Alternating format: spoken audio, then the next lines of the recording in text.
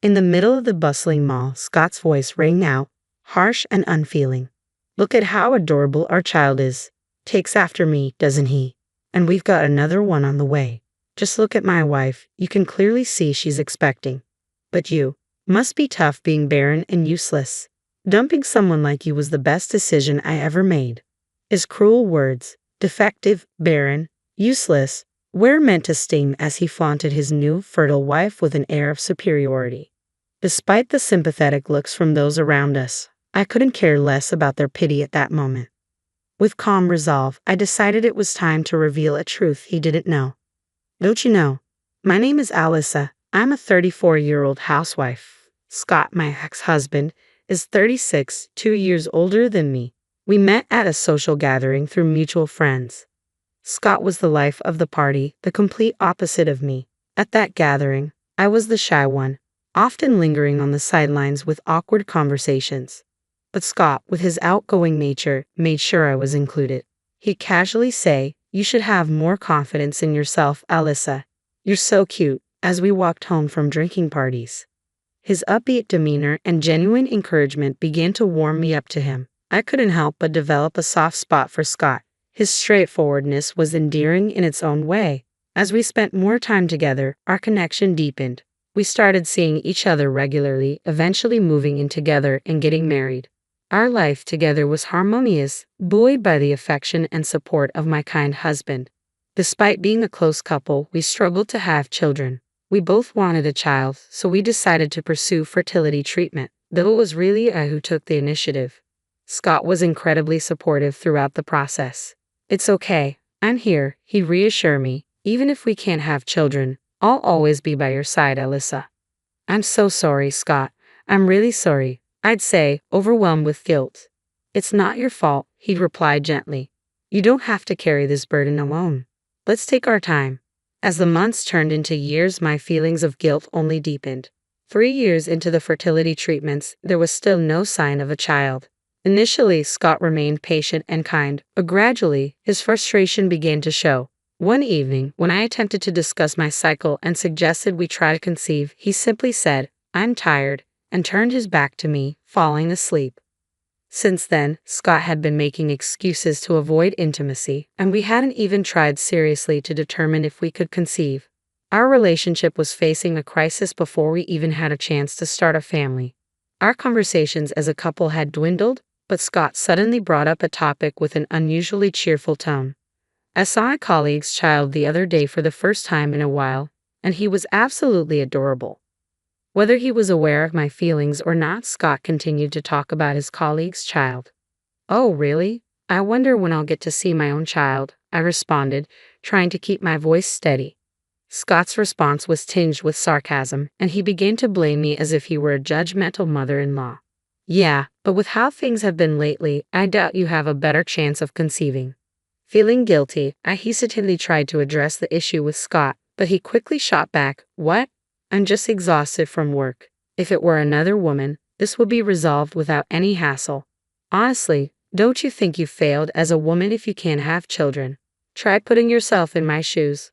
I could only stay silent. Each word felt like a dagger to my heart, and I became increasingly afraid to even talk to him. A week later, after finishing my usual examination and treatment at the hospital, I went home determined that this would be my final attempt. When Scott came home, I gathered the courage to speak with him. "Can we talk for a moment?" I asked. "What's up?" he replied, sounding indifferent. "The doctor suggested it might be helpful for you to get checked as well. Would you be willing to go together?" "What? You think there's something wrong with me? That's impossible." "But I heard it's uncommon for husbands not to get tested. Can you please do it?" I asked, summoning all my courage. Even as I pleaded again, Scott's response was harsh. "Are you serious? I've put up with you, someone who lacks charm, and now you want more cooperation from me, trying to blame me for your inability to have children. You're the worst. I just want a child of my own, one that doesn't have to be with you. Do you understand?" His words cut deep, as if saying that my inability to conceive made me a failure as a wife. I was stunned into silence by the shock. All the housework and fertility treatments had been for us, my sacrifices for our existing family and our hopes for the future. But when he criticized me for lacking charm, it was the last straw. My patience, which I had barely managed to hold on to, finally broke. A few days later, Scott casually dropped a bombshell. The other woman is pregnant. Honestly, nothing's happening with us, so I'm going to be with her. It turned out his mistress was a college student and she was expecting his child. It seemed any man would prefer a partner who could give him a child without hesitation, even if it meant belittling me. Though it was infuriating, reflecting on his words, it felt like he had been subtly declaring his affair all along. With a mix of resignation and clarity, I signed the divorce papers Scott had left on the table and submitted them to City Hall. The day after the divorce was finalized, I could have sought damages for Scott's infidelity, but I was still troubled by the childless aspect of our marriage. After consulting with a lawyer, I decided to forego claiming damages in exchange for Scott agreeing to undergo a fertility test. It was my way of getting some measure of retribution. A few days later, I shared my decision with my parents at home. Instead of feeling upset, I was more consumed by anger and regret for not ending things with Scott sooner. My time with him felt like a waste, and my friends encouraged me to embrace a fresh start.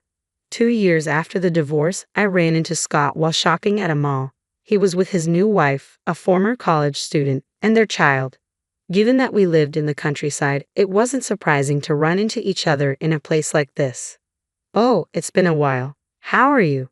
Scott said, attempting a casual tone. "Hi," I responded, feeling a mix of emotions. Scott greeted me with a smirk and a condescending attitude, clearly reveling in his new life while flaunting his success. "Look at our kid. So adorable, right? He takes after me. And we're expecting another one too. Just look at my wife. It's obvious she's pregnant. But you. Must be tough being barren and useless. Ending things with someone like you was the best decision I ever made." His words, loud and demeaning, rang through the mall. He took pleasure in boasting about his fertile new wife while insulting me as defective, childless, and a failure. Though people around us cast sympathetic glances, I barely noticed. With a deep breath, I decided to deliver a dose of revenge to my ex-husband. "Well, it's great to see you've found happiness with your new wife and child. But tell me, Scott, how does that reflect on you?" "What? What are you talking about?" Scott asked, clearly confused. "Don't you remember? You agreed to undergo a fertility test instead of pursuing damages. The results are in, and it turns out you were the one who needed fertility treatment, not me. I'm perfectly fine and fertile." "No way. This has to be a joke," Scott stammered, his confidence shaken. "It's the truth," I said calmly, leaning in to whisper in his ear. "If you think it's a lie, why not get a DNA test done on your child? Best of luck with your new family." Panicking, Scott abruptly left me and confronted his wife. From a distance, I heard him shouting accusations like, "You deceived me." Not wanting to escalate the situation further, I gave a brief wave and walked away. After the divorce, my heart had felt heavy and clouded, but the truth brought an immediate sense of clarity. I later learned that the children his wife had given birth to, as well as the one she was expecting, were not Scott's. She had a main partner, the true father of the children, but had married Scott for financial security rather than love. Once it was revealed that the children weren't his, Scott's anger grew, and their marriage quickly deteriorated. His wife, who had never truly loved him, easily returned to the real father of her children. Scott, discarded and left alone, began calling me almost daily, professing his love and begging for reconciliation. He claimed, "I was just captivated by a younger woman, but now I'm clear-headed. You're the only one I truly love."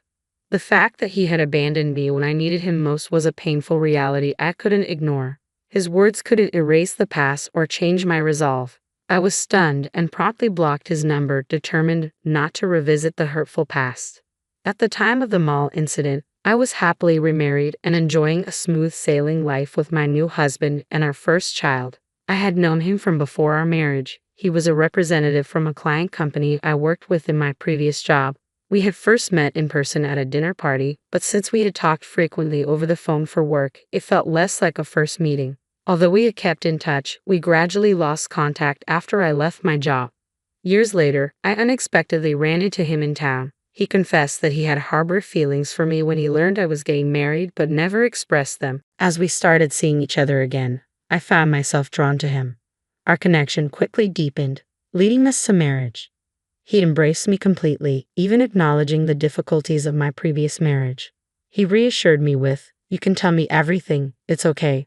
Before we were married, he accompanied me to the hospital for a fertility test, an act that filled me with an unprecedented sense of love and support. I felt truly blessed to have welcomed my first child with a husband who cares deeply for me. A few years later, Scott, who had lost touch and couldn't let go, began showing up around my neighborhood. One day, as I was about to take our child, who had just begun walking, to the park, I spotted Scott. No way, I thought, seeing his shocked reaction to our child. Scott seemed unable to accept the truth of his infertility and was still under the mistaken belief that I was the one who was infertile. From that day on, whenever he saw us, he began insisting that we weren't actually infertile and that the child must have been conceived before our divorce. Of course, that wasn't true. Given the child's age, it was clear that he was the child I had with my new husband. I had been ignoring Scott since we had no direct contact, but his persistent confrontations left me unsure of how to handle the situation. My husband took charge and said firmly, "This child is ours, genuinely. I had a DNA test done because you kept stalking us. Here's the proof. Please stay away from our home." He handed the results to Scott, effectively driving him away. I felt a pang of guilt for causing trouble for my family, as Scott had no place in our current lives. But after sending Scott away, my husband silently held my hand and our child's hand. Though no words were spoken, his support was more than enough. Once our child started attending daycare, Scott, unable to get near our house, began loitering around the daycare when my husband wasn't there. I stayed vigilant, and with the support of the Parents Association and daycare staff, we managed to keep things under control for a while. However, when Scott eventually forced his way into the daycare, we immediately reported him. His presence posed a threat to the children, and the police took him into custody. Despite being restrained by the officers, Scott continued to shout his baseless claim, "That's my child. What's wrong with visiting my own child? Let me go," creating a scene and causing confusion. Unfortunately, Scott's boss had a child attending the same daycare as mine, so the incident quickly became known. As a result, Scott was ostracized at work. He was given no tasks and spent his days idle. Despite this, he desperately tried to cling to his job, making increasingly unseemly excuses and shouting, "There's no way I'm infertile. I do have my own child." Ultimately, his outbursts led to his dismissal, as was to be expected. Left without a job and no family to turn to, Scott returned to his parents' house, living a quiet and subdued life. However, rumors soon began to circulate among the neighbors about the man who had been involved in a police incident and had no children. He became the subject of scorn and was widely looked down upon. Without a job and unable to have children, finding a new partner was likely to be a challenge for Scott. The stigma of being childless hit him hard, leaving a deep wound. His parents, possibly concerned about the neighborhood's gossip, seemed to confine him at home, cutting off any remaining chance he had of starting a family. For us, the knowledge that Scott was essentially sidelined brought a sense of relief. We continued to live happily, surrounded by the love of my husband and our child. Children often strengthen family bonds, and I firmly believe that no matter what challenges we face, our child will always keep us connected. I officially transferred the ownership of our house to my parents, as Charles and I were contemplating divorce. With a cold, detached demeanor, Charles pointed at me and callously demanded that I leave the house. He unleashed a barrage of insults, all while his parents sat there with cheerful smiles, silently supporting his actions. Despite their harsh words, I remained unfazed. I had anticipated this moment, prepared myself both mentally and emotionally. I had packed my bags ahead of time, and without hesitation, I calmly walked out of the house. They had no idea of the storm that was about to hit them, completely unaware of the gravity of the situation they had created. My name is Mary, and I recently turned 55. Many years have passed since Charles and I first got married, and our children are now grown and living independent lives far from us. I used to live the life of an ordinary salaried worker, but now, thanks to a friend's introduction, I spend my days teaching others how to make handmade accessories a hobby that has turned into a fulfilling profession. This new chapter in my life has brought me immense joy and satisfaction. Every day, I find fulfillment in my interactions with my students, and the simple act of crafting has become a source of comfort and peace for me. Some might frown upon turning a hobby into a career, but I am genuinely content. Charles and I met by chance at the company where I used to work. He was employed at a client company, and through work-related events and social gatherings, our relationship grew stronger. Eventually, we fell in love and decided to marry. 5 years into our marriage, we were blessed with a beautiful, healthy son. He grew up to be a bright young man, graduated from a prestigious university, and is now happily married and living a successful, fulfilling life. Despite our son's achievements, the relationship between Charles and me deteriorated over time. The once loving and considerate man I married slowly transformed into someone I could hardly recognize. Charles became demanding, treating me more like a servant than a partner. His constantly shifting demands and preferences became an unbearable burden, and nothing I did seemed to please him. Lately, he's been quick to anger, blaming me for the most trivial things. Verbal abuse has become more frequent, leaving me feeling emotionally drained and worn down. As much as I tried to maintain peace and keep our family together, it became clear that the person Charles had become was not someone I could continue to live with. The love and respect that once defined our marriage had eroded, replaced by anger and resentment. Walking away from the house, I knew this was the right decision, not just for me, but for my future. It was time to reclaim my peace, my happiness, and my sense of self. Though our marriage spanned many years and was once filled with love and promise, I could no longer ignore the reality of our situation. I had given Charles countless chances to change, to recognize how much he was hurting me, but those chances went unacknowledged. Now, as I step into this new phase of my life, I'm filled with a sense of relief, knowing that I've made the right choice for myself. It's not easy to walk away from a life you've built with someone, but sometimes it's necessary to let go in order to find your own happiness. I've been longing to escape this life and start fresh, but I'm tied down by an unpaid mortgage. To make matters worse, Charles quit his job out of nowhere, giving no clear reason, and now spends his days lounging around the house. He hardly lifts a finger to help with anything, leaving me to manage all the chores and responsibilities on my own. The house we live in was recently rebuilt, and I was the one who made it happen. I saved money little by little, carefully managing the finances to fund its reconstruction. This house represents so much more than just a place to live. It embodies my dreams, my hard work, and everything I've wished for. It's a home I poured my heart into, and I can't stand the thought of it falling into Charles's hands if I leave. Beyond the mortgage issue, this house is a symbol of my aspirations. I was meticulous in its design, making sure to include features like a spacious kitchen, something I've always wanted. While Charles had some input at the beginning, I was the one who covered all the costs, and I hoped my wishes would be respected. Despite the difficulties we faced along the way, the house finally became a reality, complete with all the features I had dreamed of. I felt an overwhelming sense of joy when we moved in. Seeing my hard work turn into something tangible was incredibly fulfilling.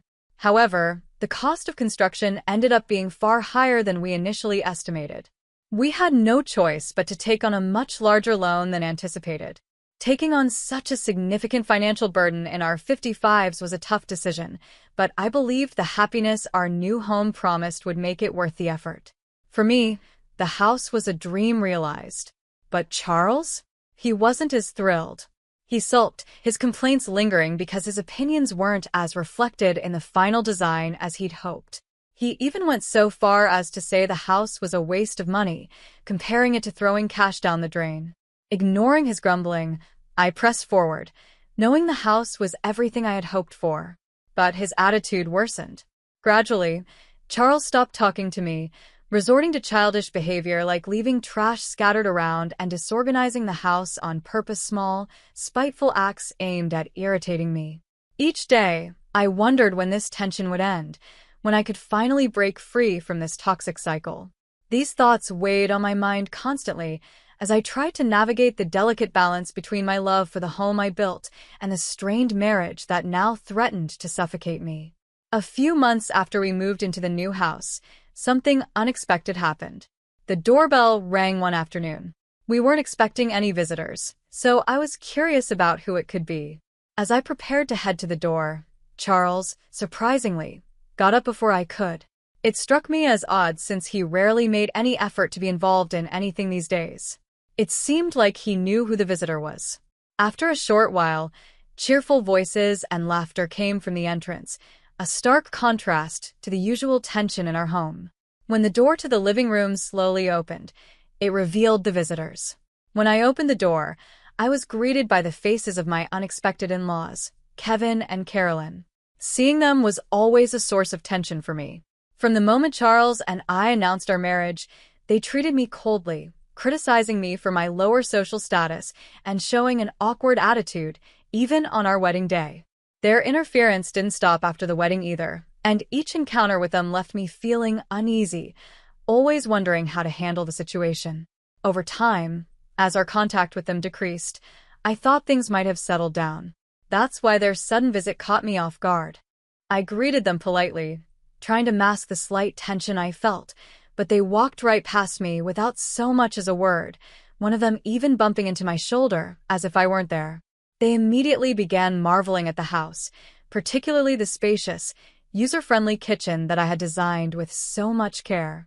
Charles, now eager and proud, gave them a full tour of the house, showing off all the details. When they returned to the living room, their expressions seemed satisfied, as though they were impressed. But then, Charles's face hardened, and suddenly, he raised his voice at me, demanding that I hurry and prepare tea and snacks for his parents. His tone caught me off guard, and I rushed to get everything ready as quickly as I could. Despite my best efforts, Kevin and Carolyn seemed dissatisfied, making subtle remarks about the hospitality. Kevin, in particular, barely finished his tea before expressing his dissatisfaction, though he did take a moment to compliment the interior of the house. Then, with a broad smile on his face, Charles invited his parents to live with us in the house. He spoke as if I wasn't even there, as if my thoughts and feelings didn't matter. His parents seemed to take his words seriously and left soon after, satisfied with the idea. As I watched them leave, I couldn't help but feel the enormous gap between Charles and me widening further. He was laughing and chatting with his parents, something I hadn't seen him do in a long time, and it reminded me of how distant he had become from me. After that day, Charles's parents began visiting more frequently. At first, it was just a few times a month, but soon their visits increased to several times a week. Before I knew it, they were coming over nearly every day. And with each visit, their criticisms of me intensified. No matter what I did, it was never good enough for them, and Charles never stood up for me. In fact, he started blaming me more, too. He constantly complained that I didn't listen, and he even accused me of causing stress for our son, which felt like a baseless attack. Despite how frustrated and hurt I was, I couldn't seem to find the courage to speak up. Every time I wanted to defend myself, the words got stuck in my throat, and all I could do was offer apologies. The in-laws' visits didn't just increase, they started coming over even when I wasn't home, often arriving with Charles. I would return to find empty beer cans and bottles scattered around the house, and spilled alcohol soaking into the new rug I had bought with such care. The house, which I had worked so hard to make perfect, began to smell of alcohol and feel dirty. I protested, of course. I asked Charles to intervene, but he ignored me, brushing off my concerns. It was as if my feelings didn't matter anymore. The house I had dreamed of, the house that was supposed to be our sanctuary, was slowly becoming a place where I felt trapped and powerless. The more his parents came, the more I felt like a stranger in my own home, and the more distant Charles became from me. I couldn't understand why Charles, who contributed nothing to the household, was always the first to complain. His growing involvement in gambling added another layer of stress to my life.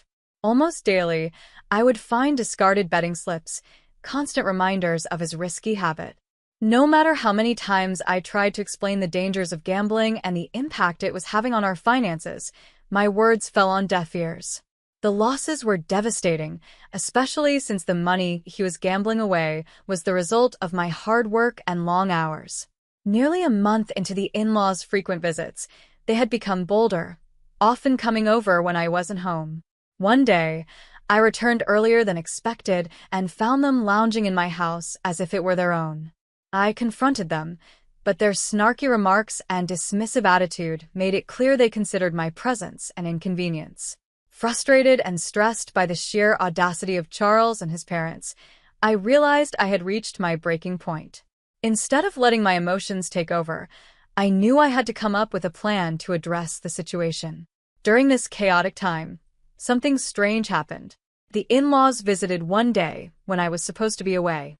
Their odd timing caught me off guard, and I sarcastically commented on how they always seemed to avoid me. Ignoring my remarks, they brazenly entered the house. Charles greeted them with a welcoming smile and led them on a tour, showing off different areas of the house, from the kitchen to the bathroom. I couldn't shake the feeling that there was a hidden agenda behind their visit. They inspected everything carefully, as if they were evaluating the place. When they left, they had satisfied expressions on their faces, as though they had confirmed something I wasn't aware of. Feeling uneasy, I questioned Charles about the inspections.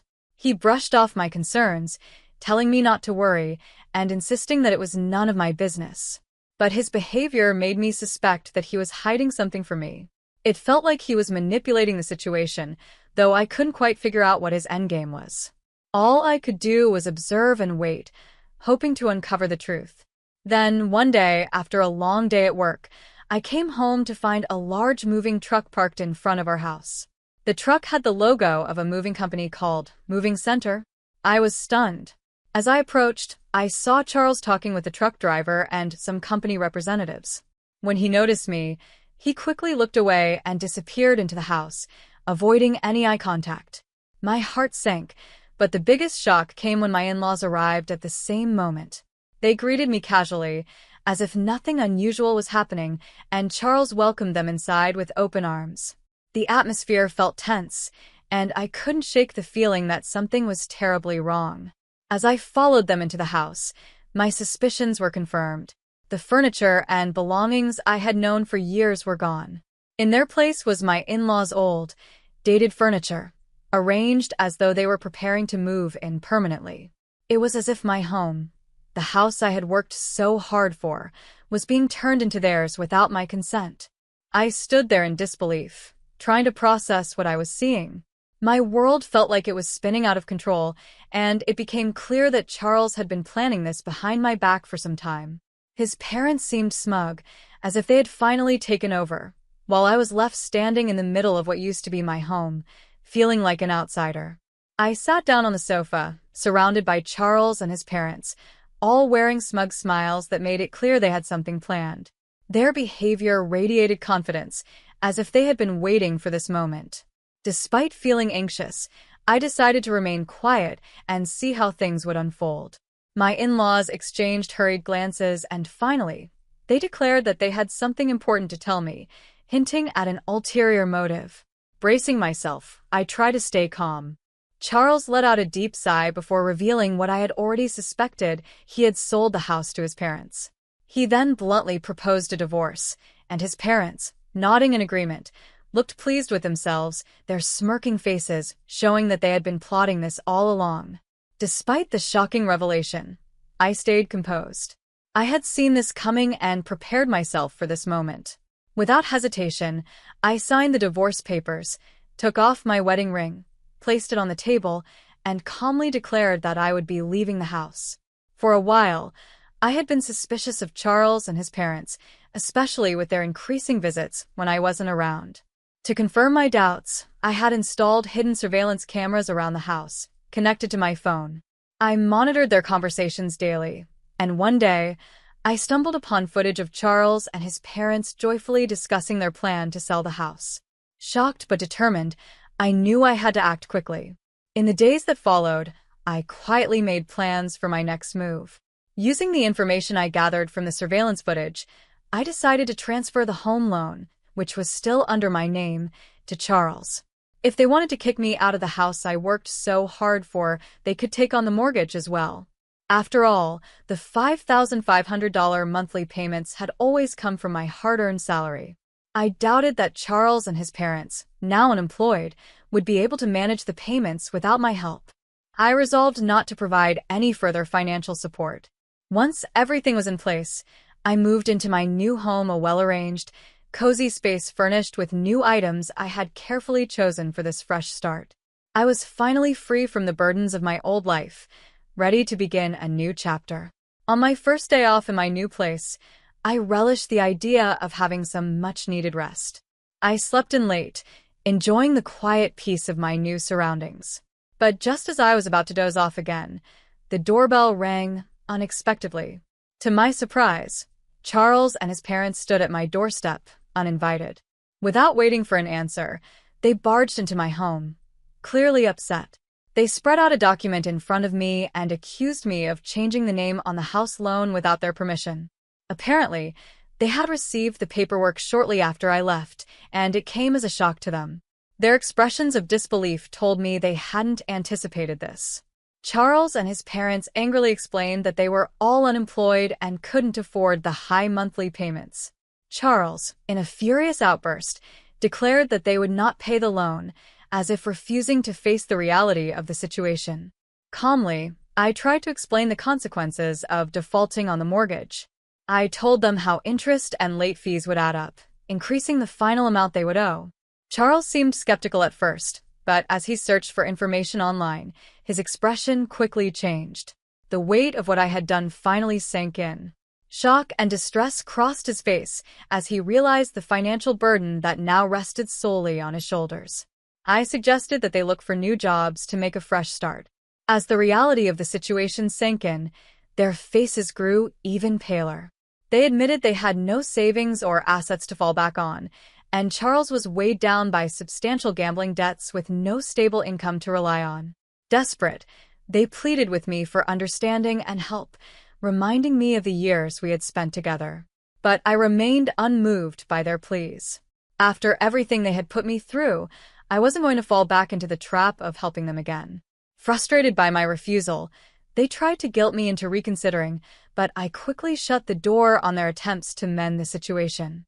Their desperation grew, and in a last-ditch effort, they reported me to the police, accusing me of changing the mortgage without their consent. It didn't take long for the authorities to intervene, and eventually, Charles and his parents were removed from my property. Facing severe financial difficulties, they were forced to move to a smaller, more affordable apartment on the outskirts of town. Charles managed to secure a part-time job, which helped him support his parents, though it was far from the life of comfort they had once enjoyed. Meanwhile, my life remained steady, and I focused on my career, free from the chaos they had brought into my world. In my free time, I started a blog about handmade crafts, something I had always been passionate about. To my surprise, the blog gained attention, and soon I was earning extra income, doubling what I made each month. Requests for me to teach workshops and courses poured in, and I found myself busier than ever, but in a way that brought me joy and fulfillment. I had no plans of remarrying.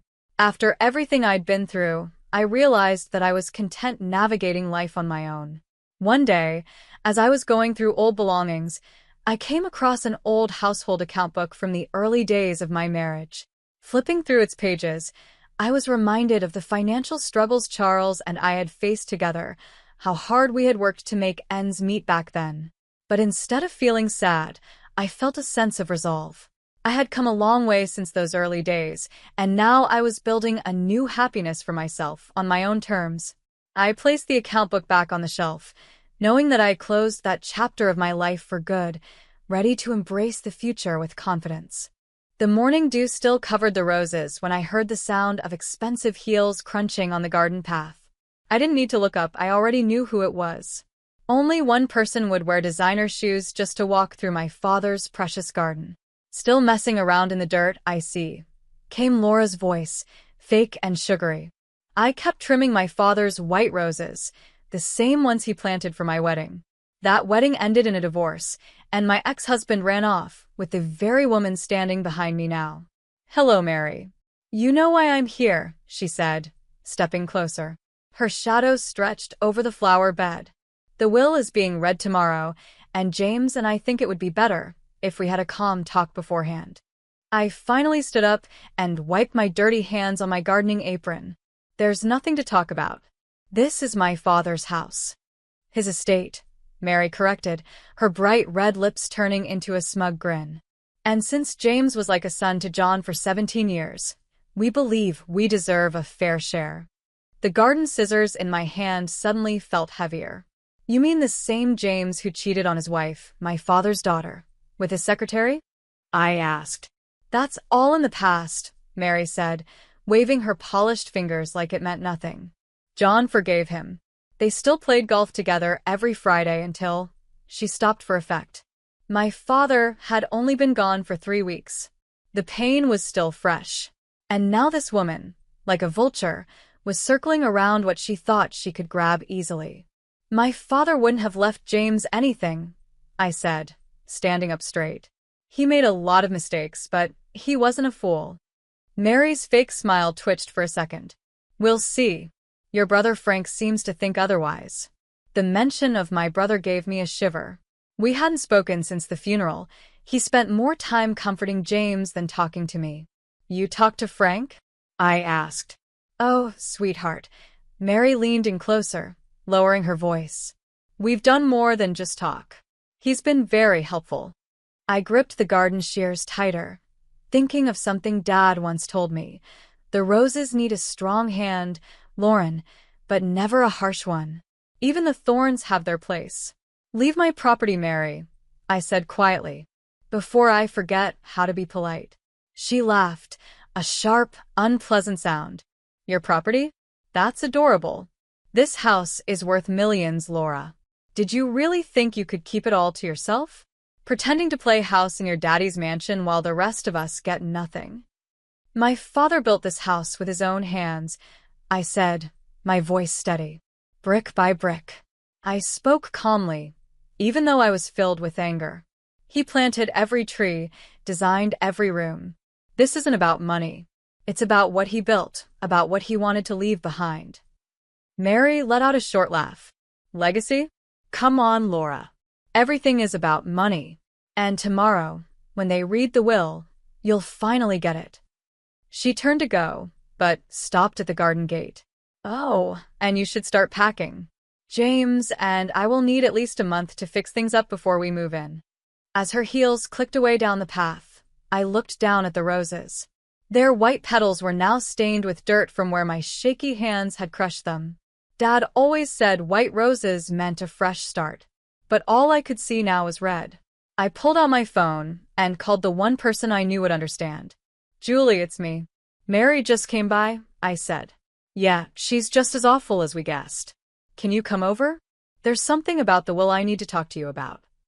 Her voice was calm and strong. I'll be there in 30 minutes. Don't worry, Laura. Your dad was a lot smarter than they think. After I hung up, something caught my eye. A small envelope was sticking out from under one of the rose bushes. The corner was wet with morning dew. I knew the handwriting right away. It was my dad's, and it had my name on it.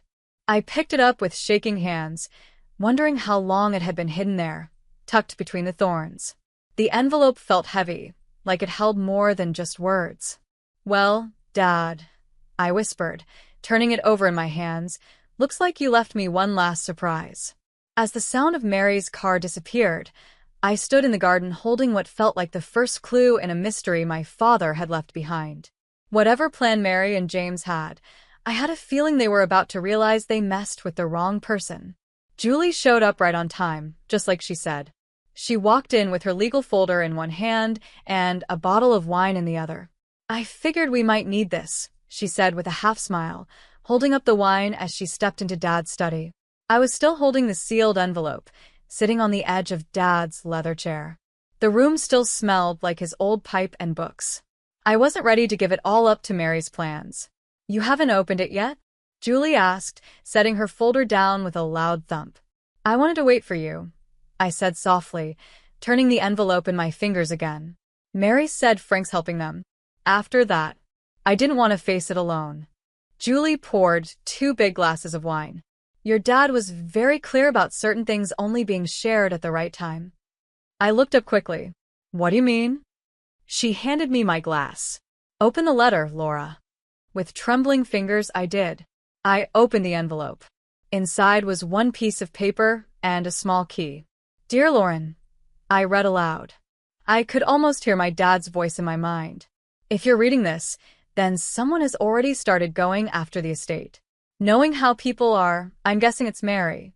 She always reminded me of a shark, all teeth and no heart. Julie laughed into her wine glass. The key I've included opens the bottom drawer of my desk. Inside, you'll find everything you need to protect what's rightfully yours. Remember what I taught you about chess. Sometimes you have to give up a small piece to protect the most important one. Love, Dad. I looked up at Julie. She was already heading toward the desk. You knew about this? I asked. I helped him plan it, she admitted, waving for me to come use the key. Your dad came to me 7 months ago, right after he found out he was sick. He knew exactly what might happen. The drawer clicked open easily. Inside was a large folder and a USB drive. Before you check those, Julie said, sitting on the edge of the desk, there's something you should know about tomorrow's will reading. Your dad added something called a codicil 2 days before he passed. A what? I asked. A change to the will, she explained. And it's going to turn everything upside down. I opened the folder and laid everything out on the desk. Dozens of photos spilled out. Mary meeting someone in a dark parking lot. James's walking into a lawyer's office that wasn't Julie's. There were also printed emails, bank statements. My dad had them looked into, I whispered. Not just looked into, Julie said with a sharp smile. He had them followed. She pointed at the USB drive. That has video footage of Mary trying to pay off your dad's nurse, just 3 days before he died. She wanted information about the will. My hands trembled as I picked up one of the photos. Is that Frank? I asked. Meeting with Mary? 2 weeks before Dad passed. Julie nodded. Yes. But look at the next one. The second photo showed my brother leaving the meeting. He looked sick, angry, and disgusted. He was holding what looked like a check. He kept the check as proof, Julie said, and gave it straight to your father. That's when your dad realized he had to act quickly. But Mary said Frank was helping them. I said, confused. Your brother was pretending, Julie explained. He gave them just enough information to make them feel safe, while actually helping your dad gather proof of what they were doing. I dropped back into the chair, my thoughts racing. Why didn't he tell me? Because Mary needed to believe she was in control, Julie said. Then she pulled out more documents from her briefcase. Tomorrow, when I read the will, Mary and James will think they've won. The first reading will give them a big part of the estate, Julie said. What? I stood up so fast that my wine glass tipped over, spilling red wine onto the carpet. Let me finish, Julie said, holding up her hand. That's when the codicil takes effect. Your dad set a trap, Laura. As soon as they accept the inheritance, it triggers a clause that exposes all their lies and tricks. The photos, the videos, the bribes, it all becomes public. I looked at all the evidence spread out on the desk. It finally made sense. He let them think they won so they'd expose themselves? Exactly, Julie said, smiling with pride. The Real will gives everything to you. There's even a trust for Frank. Mary and James get nothing, except public shame for who they really are. And tomorrow? I asked. Julie finished her wine with a smirk. Tomorrow, we watch them walk right into their own trap. It's your father's final lesson about consequences. I picked up his letter again, running my fingers over the handwriting I knew so well. Even after death, he was protecting me, guiding me, helping me stand up for myself. There's one more thing, Julie said softly. Frank wants to see you tonight. He says there's something you need to know before tomorrow. I looked out the study window as the sun began to set. I thought about my brother, about Mary's smug smile in the garden, and about the careful plan my father had built. Tell him to come, I said. It's time for a family talk. Frank arrived after dark. He looked nothing like the confident man who stood next to James at the funeral. His fancy suit was wrinkled, and there were dark circles under his eyes. He paused at the doorway, holding a leather folder like it was a shield. You look awful, I said, trying to lighten the mood. Yeah, well, he replied with a weak smile. Being a double agent isn't as exciting as it looks in movies. Come in, I said, pointing to the chair across from me. Julie had left an hour ago, but the desk was still covered with everything we had uncovered earlier. Frank glanced at the photos. "So, you found Dad's backup plan. Why didn't you tell me what you were doing?" I asked. My voice came out sharper than I meant it to. He sank into the chair. "Because I needed to fix things. After what happened with James and how I acted during your divorce. I was wrong, Lauren. I was a fool." "You were my brother," I said, correcting him. "You were supposed to be on my side." "I know," he whispered. He opened the folder and pulled out a check. "Mary gave me this. She wanted me to lie, say that Dad wasn't in his right mind when he signed the final will. $500,000 just to betray you." I stared at the check, then at my brother. "But you didn't cash it." "No," he said quietly. "I gave it straight to Dad," Frank said, his voice shaking. You should have seen his face, Lauren. He wasn't angry, just disappointed. That's when he told me about his plan. The grandfather clock in the hallway struck 9. Each loud sound echoed through the quiet room. "There's more," Frank said, taking out his phone. "I recorded everything. Every meeting, every offer, every threat. Mary, she's been planning this for months, even before Dad got sick."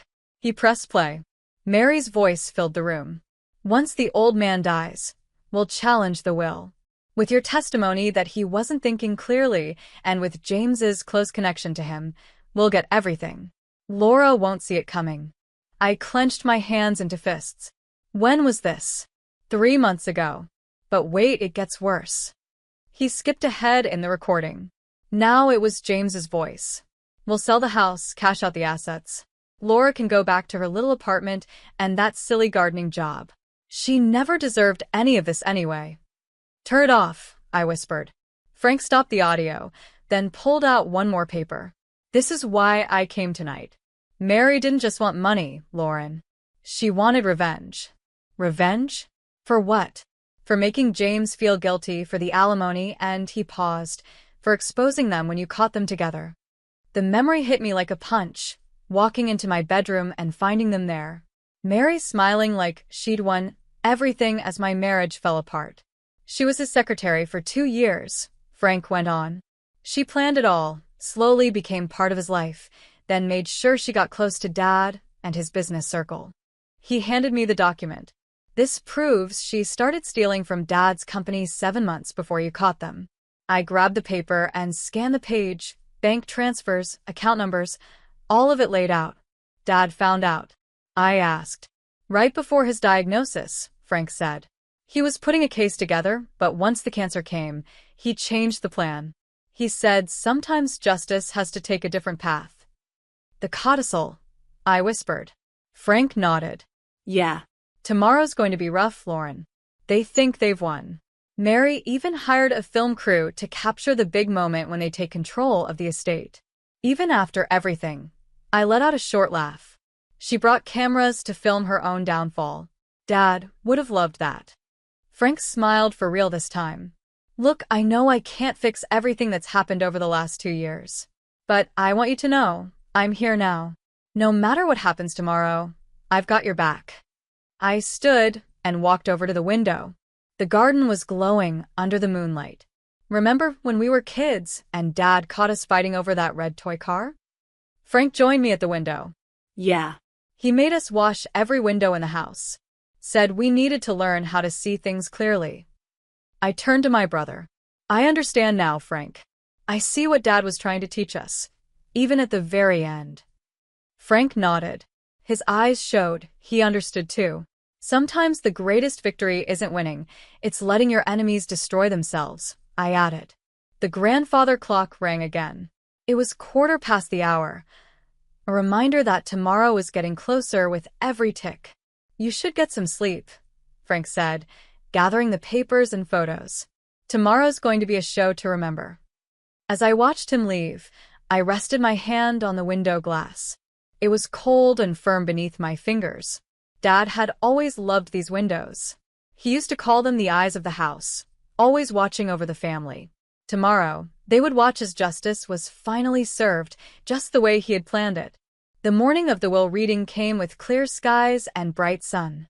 I was back in Dad's study, watching Julie set out documents on his big oak desk. Around the room, camera crews were setting up their equipment. "Mary's film crew is here," Frank said as he walked in. "You should see her outside. She's practicing her sweet acceptance speech." "Is everything ready?" I asked Julie. She tapped her briefcase. "All set. The codicil is sealed in this envelope, along with copies of every piece of evidence. Once they agree to the first part of the will, the rest will follow." Suddenly, noise from the hallway broke the moment. We heard Mary's voice, high-pitched and cheerful. "This is where we'll hang the new chandelier. The old one is so out of style." "Places, everyone," Julie said, adjusting her jacket. "Let the show begin." Mary walked in first, wearing an expensive black dress that probably cost more than some people's entire month of pay. James followed her, looking uneasy in a perfectly fitted suit.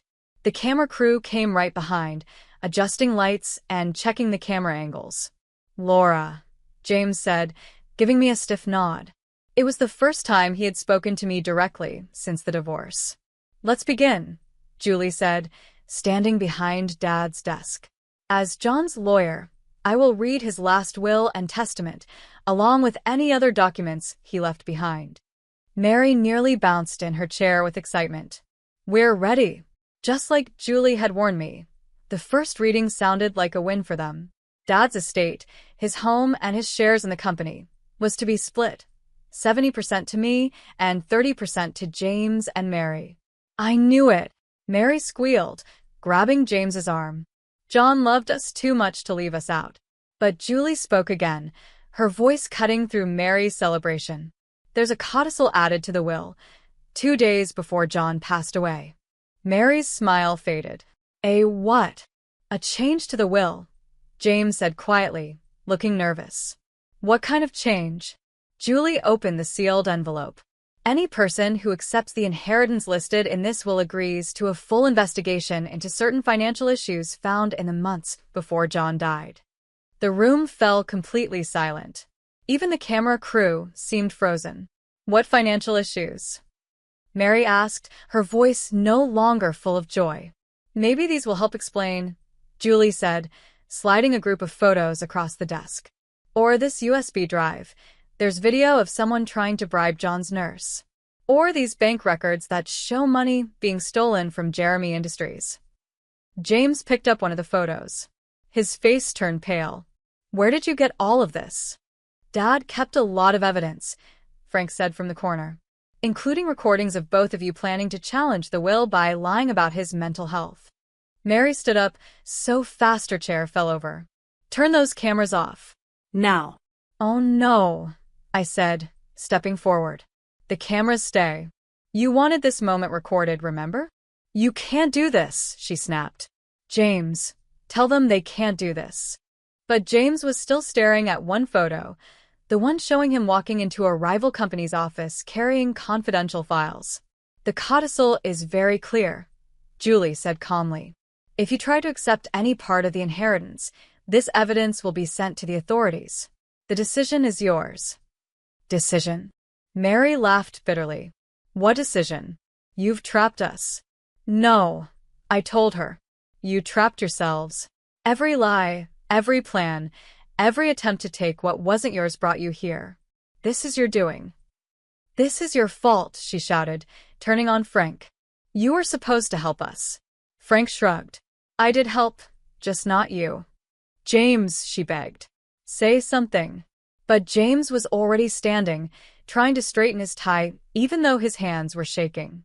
"It's over, Mary. We lost." "The hell it is," she screamed. "I won't let that girl win. She's nothing." "That girl," came Dad's voice, loud and clear across the room, "is my daughter." Everyone froze. Julie had pressed play on a video. Dad's face appeared on one of the screens, looking tired but strong. It had been recorded just days before he died. "And if you're watching this," he said, "then you've shown your true colors, just like I expected." "I knew you would," Dad's voice said in the video. "Greed is a bad teacher, but consequences always teach well." Mary's mascara ran down her face in black streaks as she slowly backed toward the door. This isn't over, she hissed. Actually, Julie said calmly, it is. The police are waiting in the front hallway. They want to talk to you about the stolen money. I suggest you cooperate. It might help when they decide your punishment. As Mary and James were taken away by officers, with the cameras still recording, I felt my dad's presence all around the room. He had planned everything, not just to protect his name and business, but to teach one final lesson about justice, patience, and truth. Well, Frank said into the quiet room, I guess the cameras did capture their big moment, just not the one Mary was hoping for. The media attention afterward was exactly what Mary had wanted, but in the worst way. By evening, news vans were parked outside, and my phone wouldn't stop ringing with calls from reporters. You need to see this, Frank said, turning up the volume on Dad's old TV in the study. Mary's arrest was being shown on every channel. Her tear-streaked face looked even worse next to her expensive dress as police officers led her into a squad car. The investigation into Jeremy Industries has uncovered multiple cases of fraud, the reporter said. Turn it off, I said, rubbing my forehead. I can't watch anymore. Just then, Julie burst into the room, holding up her phone with a big smile. It gets better, she said. The district attorney just called. They found offshore bank accounts, fake companies, everything. Mary wasn't just stealing from your dad's business. She was running an entire fraud operation. And James? I asked, not even sure why I still cared about him. He's telling them everything, Frank said. Turns out he's not so loyal when he's looking at real prison time. A loud knock at the study door made all of us jump. A police detective stepped in, looking a bit sorry. Miss Jeremy, he said, we need to go over some new evidence we've found. There's more? I asked, motioning for him to sit. What now? We found documents in Miss Henry's apartment, he said. It looks like this wasn't her first time doing something like this. There are at least 3 other cases where she tried the same thing with other wealthy families. But she never made it this far before. Julie leaned forward. Other families? Yes. She usually got close to them by working for them or through mutual friends, the detective explained. Then she'd find ways to take over their money and property. He opened a folder and slid it across the table. Sound familiar? The secretary job, I whispered. It wasn't random. No, it wasn't, the detective confirmed. She targeted your ex-husband because of his link to your father's business. The affair? That was just her way in. My stomach turned. For 2 years, I had blamed myself for the end of my marriage. But now everything looked different. There's one more thing, the detective said. We found this in her private files. It's a full plan of what she was going to do once she took control of the estate. He handed me a paper that made my heart freeze. It had detailed notes about accidents that could happen to me after the house was transferred. There were also plans to blame Frank for stealing money and even drawings showing how she wanted to tear down Dad's garden and redesign the house. She would have killed me, I said quietly. She never would have gotten the chance, Frank growled, holding tightly onto the arm of his chair. The detective nodded seriously. This new evidence increases the charges. Along with the fraud and bribery, she's now facing 17 to 22 years in prison, at the very least. After he left, we all sat in silence, still trying to take it all in. Then Julie's phone buzzed again. It's my contact from the DA's office, she said, reading the message. James just finished his statement. He admitted everything, even that he helped Mary get access to private company files before your dad passed. Did he know about her plan to hurt me? I asked. Frank looked through the documents. No. According to this, she kept that part a secret. She probably knew he wouldn't go along with it. Then a thought hit me. Dad knew, didn't he? That's why he planned all of this. Julie nodded slowly. Yes. He suspected something. That's why he hired private investigators and recorded everything. He wasn't just protecting his company, he was protecting you. I walked over to the window. Outside, the garden was filled with reporters and news vans. But the roses still bloomed, peaceful and untouched, unaware of the disaster Mary had planned for them. We should release a statement, Frank said. We need to get ahead of the story before Mary's lawyers twist the truth. I already wrote one. Julie said, pulling out her laptop. It's simple, says we're working with the police and asking for privacy during this time. It's professional, respectful. Everything Mary never was. Dad would have liked that, I said softly, managing a small smile. There's one more thing, Frank said, pulling an envelope from inside his jacket. I found this in Dad's personal safe. It's labeled, "After justice is served." My hands shook as I opened it. I knew the handwriting right away. It was my dad's. My dear Lauren, if you're reading this, then the truth has finally come out. Don't let this experience harden your heart. The garden still needs your care and life still needs living. I didn't set this plan in motion just for justice. I did it so you could be free. Free from fear. Free from doubt. And free to bloom again. Love, Dad. Outside, the reporters were still talking live on TV about the scandal, the arrests, and the betrayal. But inside Dad's study, surrounded by everything he left behind to protect me, I felt something I hadn't felt since I caught James with Mary 2 years ago. Peace. So, Frank said quietly, breaking the silence. What now? I looked out at the roses, then at my brother, then at Julie. Now, I said, we rebuild. Together. The first court hearing came faster than any of us expected, just 1 month after the will reading. I sat in the courtroom, watching as Mary and James were brought in wearing orange prison uniforms, very different from the fancy clothes they used to wear. All rise, the bailiff called. Julie squeezed my hand as we stood. She had insisted on being both my lawyer and my support, saying sometimes you need both legal skills and a friend by your side. You don't have to talk today, she whispered. The evidence speaks for itself. But I knew I had to. Dad's last letter said not to let this make me bitter. Staying quiet would feel too much like fear. As Mary walked past our bench, her eyes met mine. I saw pure anger in her face, but something else too. Fear. Her lawyer had been trying to make a deal, but the district attorney wasn't going to agree, not with all the proof stacked against her. Your Honor, the prosecutor began, the state would like to submit exhibits A through F, showing 2 years of fraud and planning. I sat quietly as they showed photos, bank records, and secret recordings. With each new piece of evidence, Mary's face turned whiter.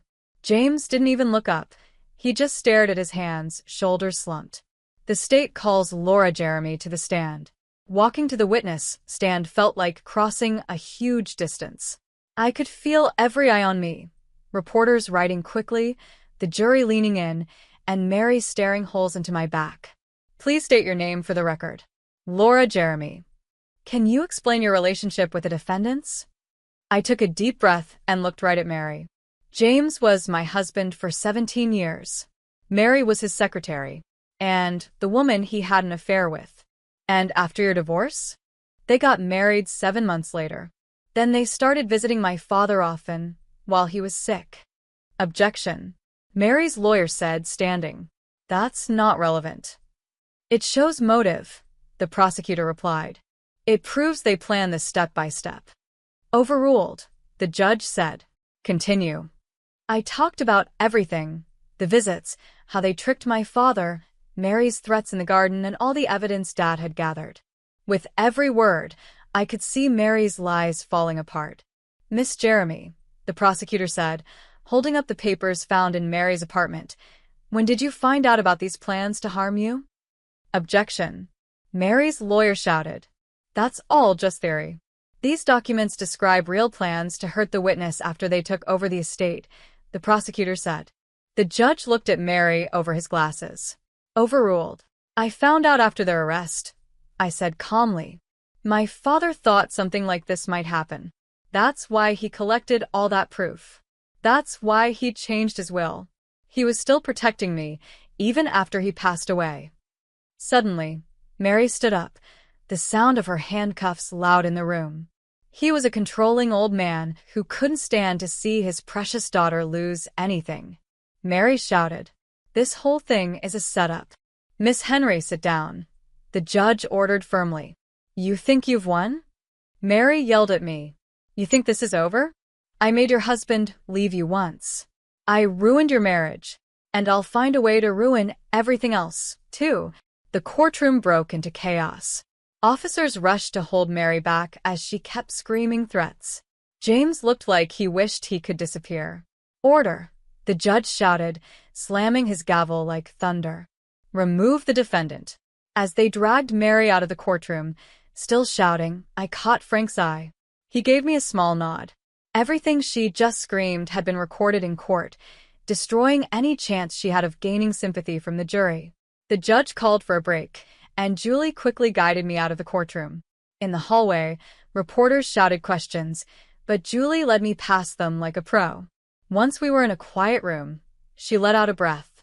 Well, she said, that outburst just sealed her fate. Did you see James's face? Frank said as he joined us and closed the door. He finally saw her for who she really is.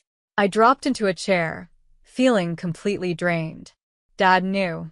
He knew exactly how she'd react when she was cornered. People like her can't handle losing control, Julie said, checking her phone. The DA just texted me. They're moving forward with more charges because of what she said in court. How much time is she facing now? I asked.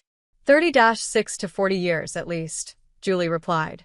James might get less for helping, but he's still looking at 12 to 17. I thought of Dad's roses, still blooming peacefully in the garden. He always said, the truth finds its way to the light eventually. Speaking of truth, Frank said, there's something else you need to know. It's about Dad's evidence, something we found in his safe this morning. Back in Dad's study, Frank pulled out an old, worn leather journal. The police found this during a final search of Mary's apartment, he said. It was hidden in a fake bottom of her desk drawer. What is it? I asked, reaching for the journal. Frank held it back for a second. Before you read this, you need to understand Dad knew about it. That's why he was so sure about Mary's real intentions. Julie leaned forward. Is this what I think it is? Frank nodded. Yes. Her playbook. It's a detailed record of every family she's targeted, every scam she ran, including her original plans for us. Frank opened the journal to a marked page and began to read. The Jeremy family is the perfect target.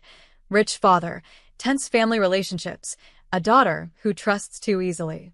The husband is the weak point, easily fooled by compliments and attention. My stomach turned. Stop. You need to hear this, Lauren, Frank said, continuing. Phase 1 complete. Marriage destroyed. Phase 2, separate the daughter from her support system. Phase 3, earn the father's trust.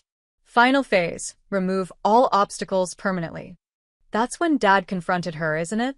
I asked, remembering how suddenly he'd insisted on changing his will. Julie nodded. He showed me this journal 2 months ago. That's when we started building the case. There's more, Frank said, flipping to another section. She wasn't working alone. There's a whole group behind these scams. Names, dates, bank accounts, everything. Just then, a sharp knock broke the silence. The detective from earlier stepped into the room, looking even more serious than before. We've been digging into Ms. Henry's background, he said. And we found something big. She's not who she says she is. He laid a stack of documents on Dad's desk, birth certificates, passports, driver's licenses, all with different names, but the same face. Her real name is Jennifer Aniston. She's wanted in 2 states for similar crimes. The FBI has been searching for her for years. Jennifer Aniston, I repeated. The name hit me hard. Isn't she the woman who was convicted in California for killing that businessman? The case was ruled an accident, the detective said. But yes, same person. She served 6 years for fraud, got out, changed her name, and started again. Your father was her biggest target yet. Julie was already dialing her phone. I'm calling the DA. With this history, she's facing life in prison. There's one more thing, the detective added. He handed me a small USB drive. We found this in her safety deposit box. It's a video of your father confronting her about the journal. We thought you'd want to see it. With shaking hands, I plugged the USB into Dad's computer. His face appeared on the screen, sitting in this very study, looking straight at Mary. I know what you're planning, Dad said, his voice strong. I've read your journal. You've had quite the criminal career, haven't you, Jennifer? On the screen, Mary's face turned white. How did you? Did you really think I wouldn't look into the woman trying to destroy my family? Dad said. I've known who you really are since the day you started working at my company. Then why, she asked. Why did you let me stay? Because sometimes the best way to catch a snake, Dad said, leaning closer, is to let it think it's winning. You're dying, Jennifer spat at him. You can't stop me. Dad gave a cold laugh. My dear, I already have. You just don't know it yet. The video ended, leaving the room completely silent. He knew, I whispered. He knew everything from the start. And he built a perfect case, Julie added. One that would protect you and expose everyone helping her. The detective picked up his papers. The FBI wants to speak with you tomorrow. With this journal and your father's evidence, we can take down her entire operation. After he left, I walked over to Dad's chair and ran my hand over the worn leather. He had let her believe she was winning, all while making sure she'd never hurt anyone again. Classic Dad, Frank said with a small smile. Always thinking ahead. Julie's phone buzzed. The DA just approved the new charges, she said. It's officially a federal case now. Jennifer won't ever leave prison again. I picked up Dad's journal, the one he'd written in for years, and flipped to the final entry. Sometimes justice takes patience. Sometimes it takes sacrifice. But most of all, it takes faith in the truth. Lauren will understand when the time comes. The garden will bloom again, stronger than before. The next court session is tomorrow, Julie said gently. Are you ready to finish this? I looked around at the documents, the journal, and out the window toward the garden where this all began. Yes, I said. It's time to finish it. For Dad. For everyone she's hurt. And for you, Frank added softly. Mostly for you. The sound of the gavel echoed through the courtroom like thunder. In light of the overwhelming evidence and the added federal charges, the judge said, this court sentences Jennifer Aniston, also known as Mary Henry, to life in prison without the chance of parole.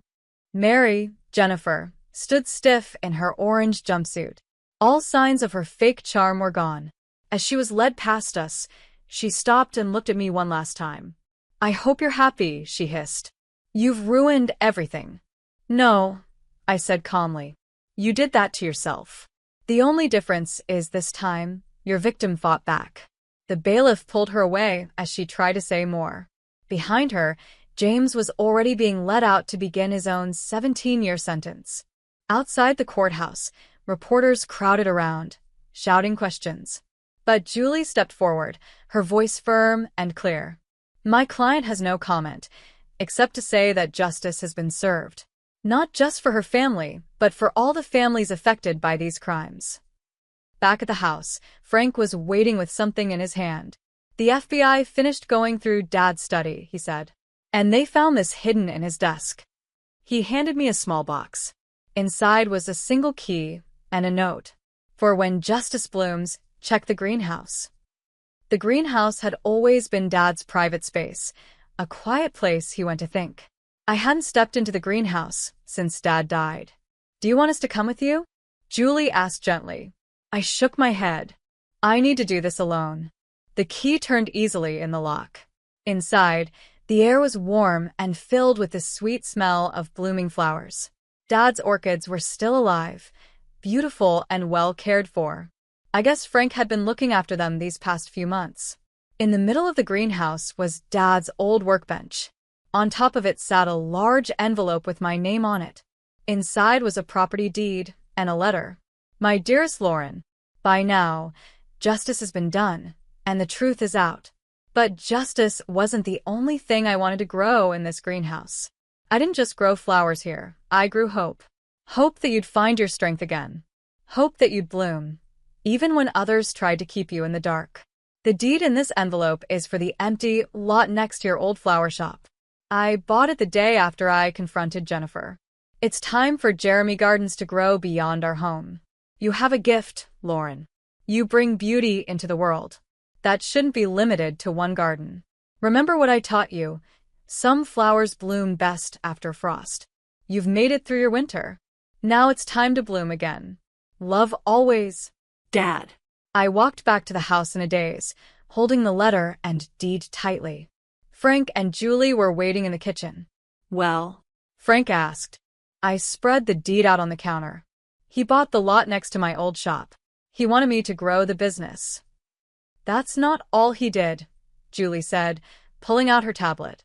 He registered Jeremy Gardens as a business named 7 months ago. He set up everything, permits, funding, business plans. It's all ready. It just needs you. And us, Frank added. I've picked up a few gardening tips lately. Someone had to keep those orchids alive. Just then, there was a knock at the door. The detective stepped in, smiling.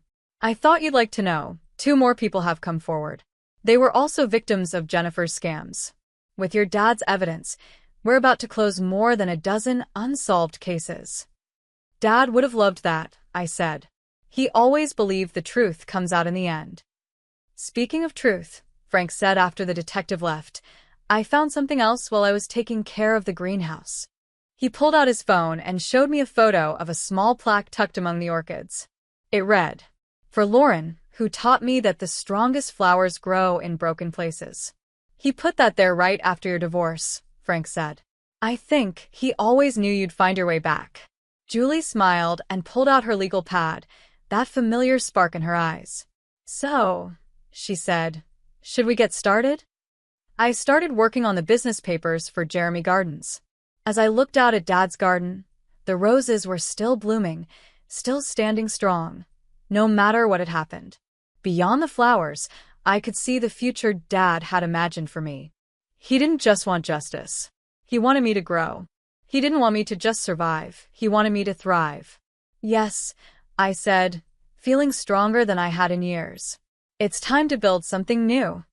To Dad, Frank said, lifting his coffee mug. To justice, Julie added, raising hers. I picked up my own mug, thinking of orchids and roses, of truth, of endings and new beginnings. To blooming again. Through the window, the garden glowed in the afternoon sunlight. Each flower was proof of Dad's belief that even in life's hardest moments, something beautiful can still grow. He gave me more than justice. He gave me back my future, one bloom at a time. What on earth are you saying? You, housekeeper, my mother-in-law shouted angrily. I froze, stunned by her words. What? A housekeeper? Are you serious? I asked, my voice shaking with disbelief. Yes, that's exactly what you are in this house, she continued coldly. You don't earn much money, so the least you can do is take care of the household chores like a proper housekeeper. Before I could respond, my father-in-law chimed in. We wouldn't have any problems even if you weren't here. You're not that important. My mother-in-law smirked and added, we'd manage just fine without you. I clenched my fists, trying to stay calm despite the sting of their words. Taking a deep breath, I replied firmly, fine. If that's how you feel, I'll leave without a second thought. Let me introduce myself. My name is Janice. I'm a 33-year-old housewife, married to my husband, Austin, for the past 3 years. We have a beautiful 3-year-old daughter together. Ours was what people call a shotgun marriage. Austin and I were high school classmates, but we hadn't kept in touch after graduation. A few years ago, we met again at a class reunion, and sparks flew. 3 years into dating, I discovered I was pregnant, and we decided to get married. At the time, we were both in our late 30s.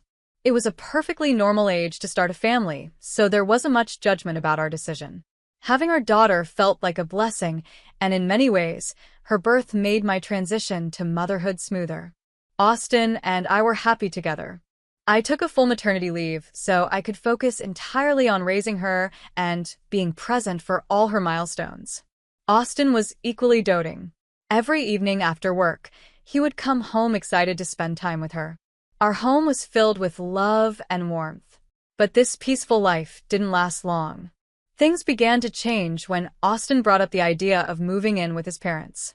One evening, as we sat down after dinner, he casually said, Sky, my parents have been asking me for a while to move in with them.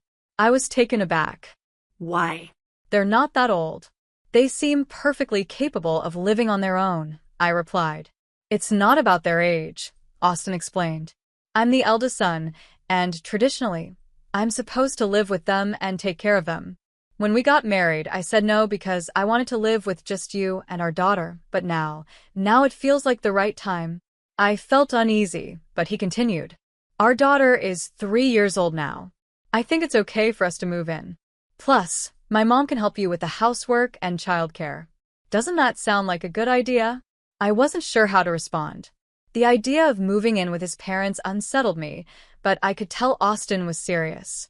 Little did I know this decision would turn my life upside down. I replied, I'm working part-time right now, but it's not easy to raise a child, work, and do all the housework at the same time. I didn't see my in-laws very often before we moved in together, but when I did, I noticed how much they cared for my daughter. I didn't have any negative feelings toward them at the time. In fact, I thought we might be able to make it work if we all lived together. I had always heard that living with in-laws could be challenging, but after giving it some thought, I convinced myself it wouldn't be too bad. So, I agreed to move in with them. But looking back now, I realize it was a big mistake. For the first month or two after we moved in, things were fine. My in-laws were polite, or at least it seemed that way. I tried to do my best to contribute to the household while balancing work, house chores, and taking care of my daughter. However, as time went on, their attitude toward me began to change. One evening, my mother-in-law said, Janice, can we have dinner a little earlier? This timing isn't working for me.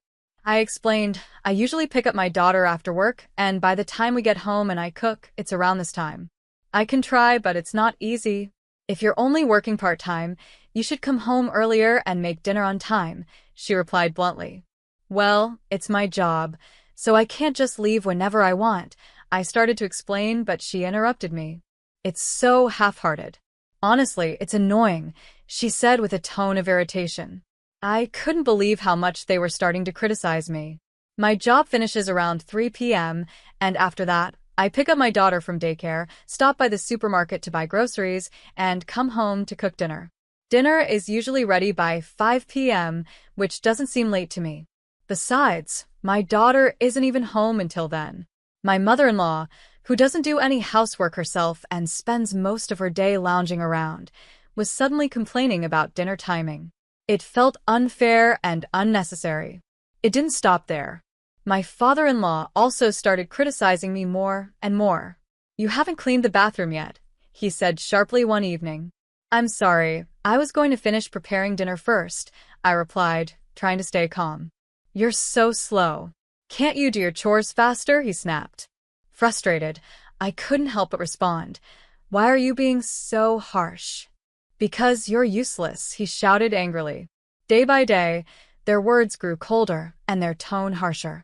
My in-laws, who once seemed kind and supportive, now treated me like I wasn't part of the family at all. It was as if nothing I did was good enough for them. Slowly, the weight of their constant criticism began to wear me down. I couldn't hide how confused I was. My in-laws' behavior had become colder and harsher, and I didn't understand why. I knew I couldn't ignore the problem, so I decided to talk to my husband about it. Why are parents being so cold to me lately?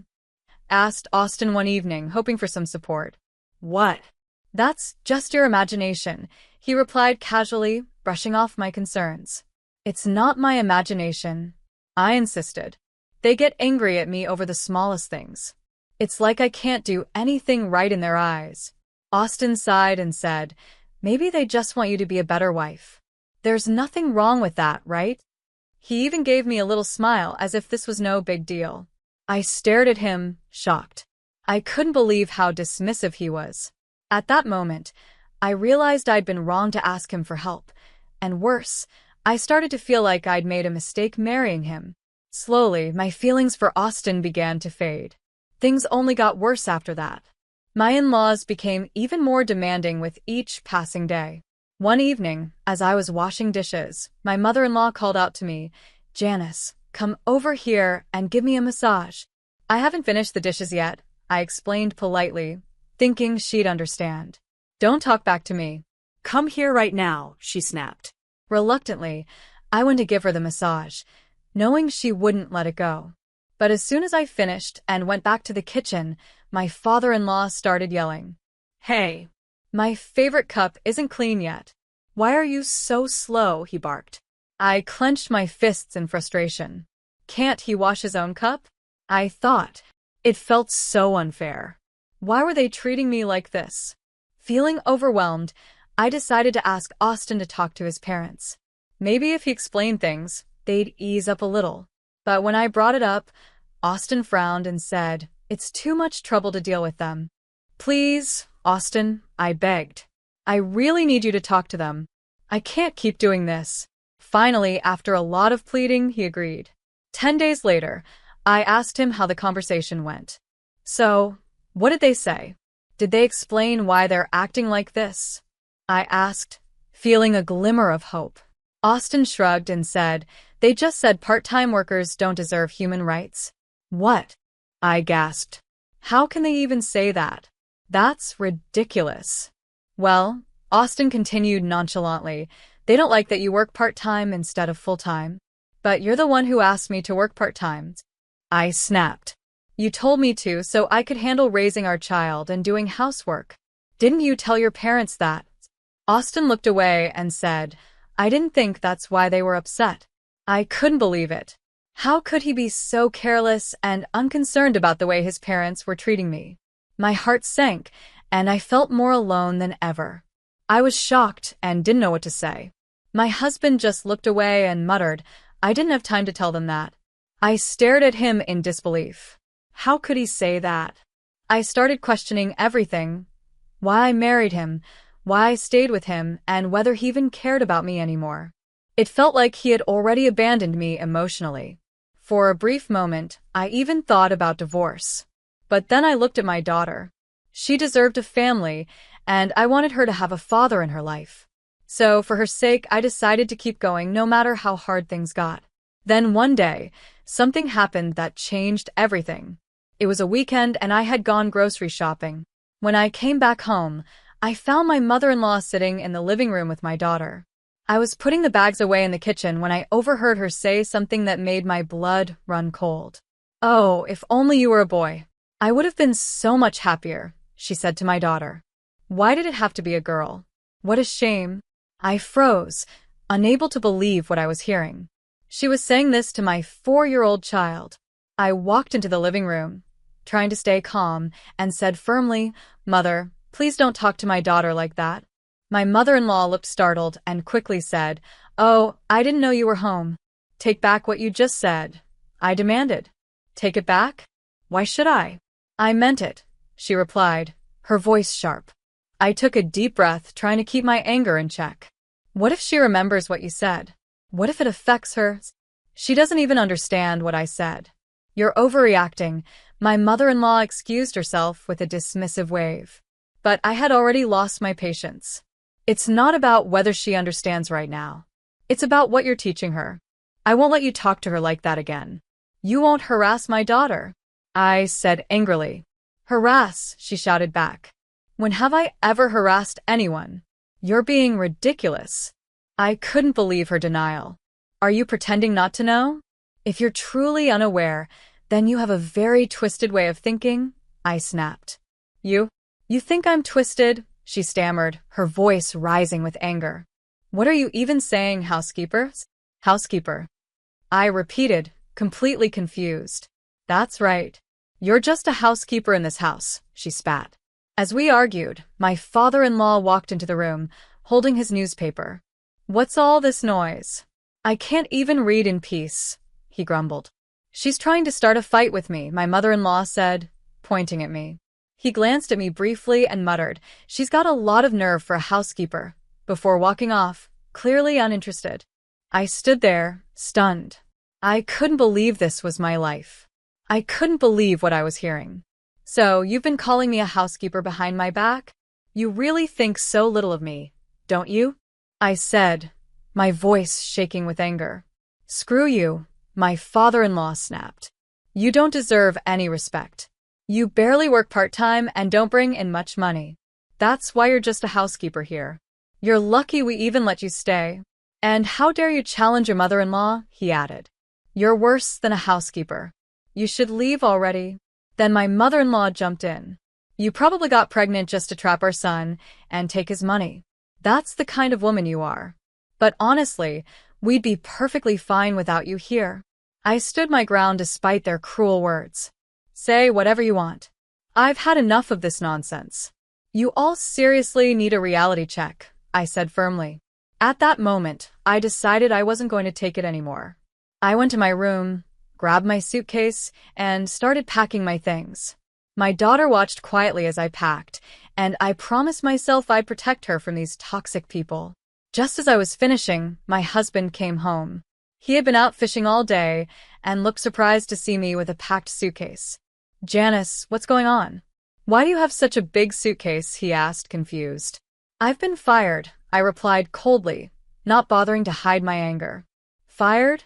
What are you talking about? He asked, his face turning pale. I've been told I'm just a housekeeper here and that I'm not wanted. So, I'm leaving and I'm not coming back, I said, pushing past him with my suitcase in one hand and my daughter's hand in the other. My mother-in-law stood by, sneering. Well, at least now my son's money won't be wasted on someone like you, she said with a smirk. I didn't even bother responding. I looked at my husband one last time, hoping he'd say something, anything, to stop me. But he just stood there silently, his face pale and expressionless. That was the moment I knew I was truly done. I left with my daughter and went straight to my parents' house. They welcomed me with open arms, giving me the love and support I so desperately needed. The next day, my phone rang. It was my mother-in-law. I almost didn't answer, but decided to pick up. Hello? Do you still need something from me? I asked, irritated. Oh, Janice, I'm so sorry for the terrible things I said yesterday, she said, her voice soft and apologetic. I was taken aback. Her sudden change in attitude made me suspicious. What's with the change of heart? Did my husband tell you to call me? I asked. I really apologize. Please come back, she pleaded. I laughed bitterly. You don't need me, remember? I'm not coming back. Goodbye, I said, ending the call. And just like that, I closed the door on that chapter of my life. I didn't know you were even bringing money into this house, my mother-in-law said, her voice trembling. I sighed, feeling exhausted but determined to set the record straight. Yes, I was, I replied. I've been giving you $3,000 a month out of my salary. Her eyes widened, but I continued before she could say anything. Even though I work part-time, I'm a nurse, so I earn a decent income. My husband, on the other hand, has a full-time job, but his pay is always quite low. Most of his salary goes toward living expenses. That's why I was giving you money from my income.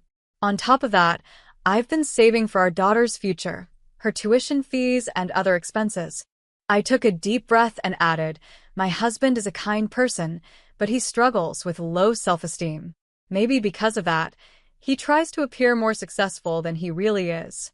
When I left your house, he didn't have the courage to tell you that his income wasn't enough to support everything on his own. He also didn't tell you that I was helping him out financially. But when he failed to stand up for me and protect me from your harassment, I knew I couldn't stay with him anymore. My mother-in-law was silent for a moment, but I wasn't done. I won't come back, no matter what you say, I told her firmly. Then I hung up the phone. Right after that, I sent my husband a message. We will speak through my lawyer from now on.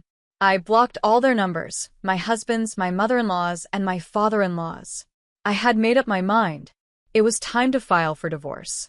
When I filed for divorce, I asked for both child support and alimony. The alimony wasn't just for the financial help I had given them, but also for the emotional pain I had endured because of my in-laws' endless harassment and my husband's silent approval of their behavior. Now, my ex-husband is struggling. His low income barely covers the alimony and child support payments he owes me. On top of that, his parents can no longer enjoy their once luxurious lifestyle. They've burned through their savings so quickly that they're now depending on my father-in-law's retirement fund to get by. At this rate, it looks like they'll have a hard time managing for the rest of their lives. Honestly, it's not my concern anymore. I've moved on, and they're facing the consequences of their actions. I think they deserve it.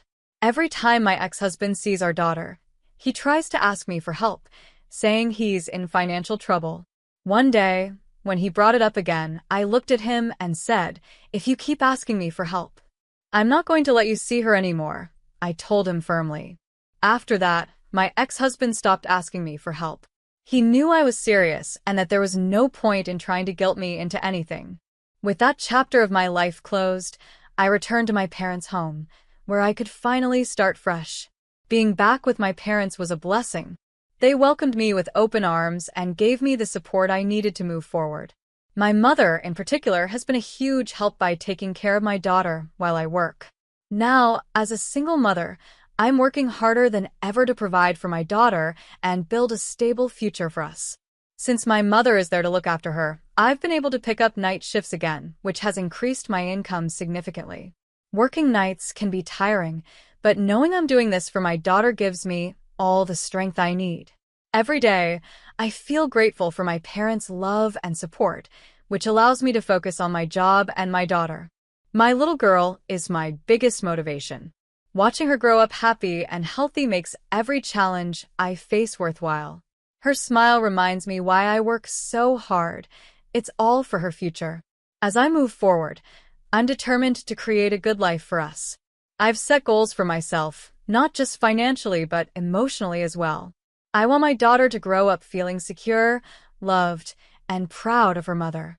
I want to show her that even when life gets tough, you can overcome anything with hard work and determination. Life as a single mother isn't always easy, but it's also incredibly rewarding. I'm learning to balance work, parenting, and my own personal growth. Every step I take is one step closer to the life I want for us, a life filled with love, stability, and opportunity. Thank you for taking the time to read my story. If you've enjoyed it, please consider supporting by subscribing to the channel. Your support means so much to me as I continue to share my journey. Take care, and I hope to see you in the next video. I've always been more of a loner, even when I was a kid. My name is Isabella, and I've always been good at keeping myself busy. It's not that I'm antisocial or anything, I just enjoy being by myself most of the time. My mom, bless her heart, noticed early on that I liked to be independent. Instead of trying to change me, she encouraged it in a positive way. She introduced me to cooking when I was just tall enough to reach the kitchen counter. I took it all in like a sponge. Mom didn't just teach me recipes. She taught me to really understand food. We'd visit cafes and restaurants around town, and she would explain each dish to me. As I got older, my interest in food grew even stronger. I started reading articles by famous restaurant critics and realized that food was about more than just taste and texture. It was about how it looked and the atmosphere of the place too. One day, I told my mom I wanted to write about food. She looked proud and said, "Then you better learn everything there is to know about it, Emma." So, that's what I did. I enrolled in a culinary school to become an expert in cooking. After graduating, I didn't stop there. I took journalism courses to improve my writing. I wanted to make people feel like they could taste the food just by reading my words. My first job as a restaurant critic was for a small local newspaper. I wrote about a little American restaurant, describing how the homemade pasta melted in my mouth and how the smell of garlic and basil made me feel like I was in a Tuscan kitchen. To my surprise, people loved it. My editor called me the next day and said, "Kid, you've got a gift. Keep this up and you'll go far." That's when I knew I had found my calling. I worked for different newspapers and magazines, gaining a reputation for honest and fun reviews. The big change came when I started my own social media pages. Suddenly, I wasn't just writing for magazines, I was connecting with food lovers from all over the world. My followers grew, and they were always excited to hear my thoughts on the latest food trends and hidden restaurants. One evening, I was at a new farm-to-table restaurant called the Rustic Spoon, sitting at a cozy table and taking notes for my review. As I wrote about the atmosphere, I noticed an older couple at the next table looking at me. The woman was whispering to her husband and staring at me. I smiled politely, used to being recognized, and went back to my notepad. Suddenly, I heard her voice, warm and excited. "Excuse me, you're Isabella Sermon, right? The food critic." I nodded and said, "That's me. Nice to meet you." "Oh, I'm such a fan," she said excitedly. I follow all your posts. Would you like to join us for dinner? I hesitated. Normally, I like to eat alone when I'm working, but their genuine enthusiasm made me think twice. So, I joined them at their table. The woman introduced herself as Janet, her husband as Larry, and then pointed to a young man I hadn't noticed before. "And this is our son, Scott," she added. Scott looked up from his phone and smiled. "Hey," he said with a grin. "Nice to meet you." We quickly fell into easy conversation. Janet and Larry were eager to hear about my recent travels, while Scott kept chiming in with funny remarks that had me laughing despite myself. As the evening went on, I found myself enjoying their company more than I expected. Scott, in particular, was very easy to talk to. We discovered we both loved indie films and cheesy puns. When it was time to leave, Scott seemed a bit unsure and asked, "Hey, would it be okay if I got your number? In case I need restaurant recommendations or something." I felt a little flutter in my stomach that had nothing to do with the food. "Sure," I said, "for restaurant recommendations." We started texting that same night. At first, it was just about food and restaurants, but soon we were talking about everything. Our conversations became the highlight of my day. A month later, Scott asked me out on a real date, and I said yes, without hesitation. Our first date was at a quirky little bistro I'd been wanting to try. Sitting across from him, I realized how comfortable I felt. There was none of the awkwardness I usually expected from first dates. A year after we met, Scott proposed. It wasn't a big, flashy event. He knew that wasn't my style.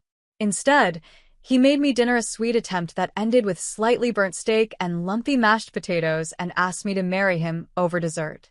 How could I say no to that? After the wedding, we moved into my apartment. We were practical about our finances, creating a joint account for shared expenses. Since I earned more, I contributed more, but we both felt it was fair.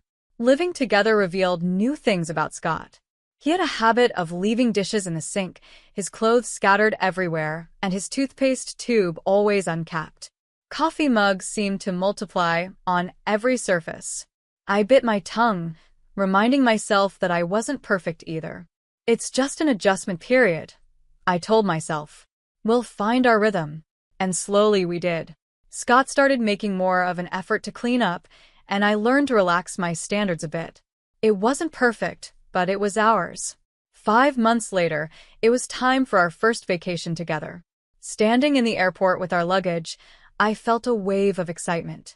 I turned to Scott, ready to share my joy, but noticed his eyes were fixed on something behind me. I turned around and saw Janet and Larry walking toward us with big smiles. They only had small carry-on bags, like they were going on a short trip instead of a week-long vacation. "Surprise," Janet said, hugging Scott. "We couldn't let you 3 lovebirds have all the fun, could we?" My heart sank. This wasn't part of the plan. I looked at Scott, hoping he would explain, but he avoided eye contact. "It's kind of a family tradition," he muttered. "We always vacation together." I forced a smile, hiding my disappointment. "How nice," I managed to say.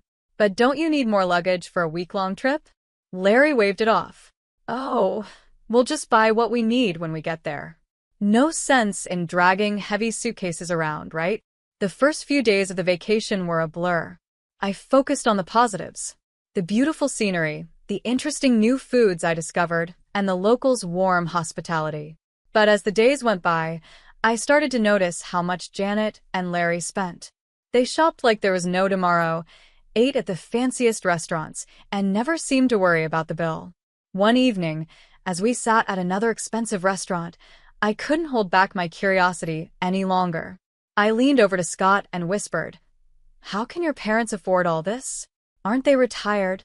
Scott looked uncomfortable, shifting in his seat. "They're, just good with money," he muttered, suddenly very interested in the menu. I wanted to ask more, but at that moment, Janet began telling a story about her bridge club, putting an end to our conversation. As the vacation came to an end, I found myself eager to go home. The day after we returned, I decided to check our joint account, curious to see how much we had spent. When I logged in, my eyes went wide in shock. The balance was much lower than I expected. Alarmingly low. "Scott, can you come here for a minute?" I called, my voice tense. I turned the screen toward him. Care to explain this? Scott's face went pale as he looked at the numbers. I might have used our account to cover some of Mom and Dad's expenses, Scott admitted quietly. I took a deep breath, trying to keep my anger under control. Scott, that was our money and I contributed most of it. You should have talked to me first. I know, he said, reaching for my hand. I'm sorry, Nancy. It won't happen again, I promise. A month went by and things slowly got back to normal.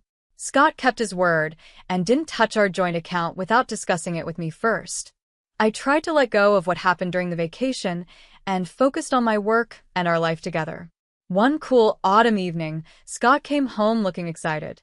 Hey, Nancy, he said, wrapping his arms around me from behind as I stood at the kitchen counter, cutting vegetables for dinner.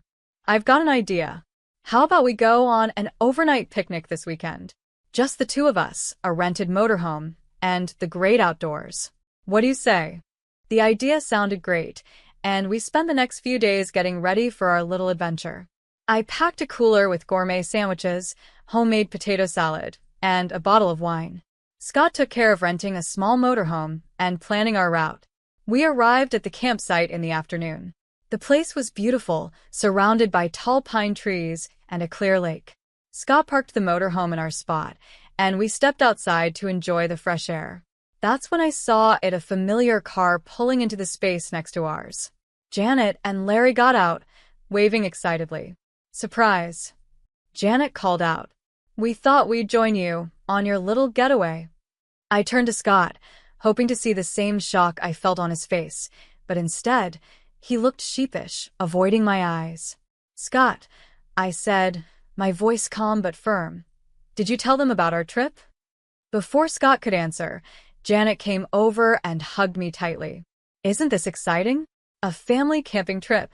I forced a smile, but I couldn't help noticing they showed up with no supplies, no tent, no food, not even a change of clothes. As the evening went on, it was clear that our romantic getaway had turned into a family event. Janet and Larry took over the conversation, telling us stories about their past camping trips. They also helped themselves to our food and wine, leaving barely enough for Scott and me. When it was time to sleep, another issue came up. Our small motorhome wasn't built for 5 people, and Scott turned to his mother and said, You and Dad can take the bedroom. Nancy, and I will figure something out in the car. So, instead of enjoying a cozy night together in the motorhome, I found myself uncomfortably curled up in the back seat of our car while Scott snored softly in the front. The next morning, with blurry eyes and feeling stiff from our awkward sleeping arrangements, I suggested to Scott that we cut the trip short. The drive home was tense, filled with awkward small talk and long periods of silence. As soon as we arrived back at our apartment, Scott's parents said a cheerful goodbye, completely unaware of the strain their presence had caused. Once they were gone, I turned to Scott. We need to talk about this, I said firmly. He nodded, looking resigned. I know. I'm sorry, Nancy. I should have told you they were coming. It's not just that, I sighed. It's about boundaries, Scott. Your parents can't keep showing up in our lives like this. We need to set some ground rules. Scott nodded slowly. You're right. I'll talk to them. A few days after we returned, I was in the kitchen testing a new recipe when the doorbell rang. To my surprise, Janet and Larry were standing there with bright smiles, as if the vacation mess had never happened. Isabella, dear, Janet exclaimed, giving me a quick hug as they walked in. We need your expertise. We were wondering if you could tell us which restaurants in the city have the most delicious food. I was caught off guard by the question. Well, I said, there are quite a few great places. The French bistro downtown, Chez Lilith, is fantastic, and Sakura Sushi and Thai cuisine on 3rd Avenue has some of the best sushi I've ever had. Why do you ask? Janet's eyes lit up with excitement. Oh, we thought we'd keep an eye out for any open events at these restaurants, so we can go and eat for free. I turned to Scott, who had just walked into the room, hoping he would back me up. But he just shrugged and said, Come on, Nancy, you've got to accept my parents as they are. No use trying to change them. I was speechless. This felt like crossing a line, didn't it? But before I could respond, Janet and Larry thanked me and left, happily chatting about their plans to get free meals. A few days later, I was preparing for a review of a new upscale American restaurant, Van 8. As usual, I posted the details of my visit on social media, letting my followers know when and where they could expect my next review. That evening, I arrived at Van 8, settled into my table with my notebook in hand, ready to experience and evaluate the menu. I had just opened the wine list when I heard a familiar voice. Well, hello there. I looked up and saw Janet and Larry smiling as they sat down at my table without asking. My heart sank. Janet picked up a menu and announced loudly, "I'm Isabella's mother-in-law, you know. We're here to enjoy the free meal with her." I felt my face heat up with embarrassment. "Janet," I whispered, "please keep your voice down. I'm here to work.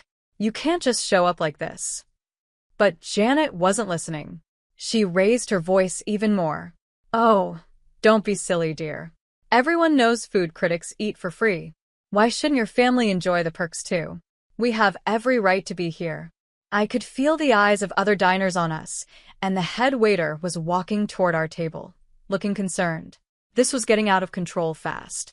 "Janet, Larry," I said firmly but quietly, "this is your last warning. If you don't leave right now, I'll have no choice but to call security. You're interrupting my work and causing a scene." Janet's face twisted with anger.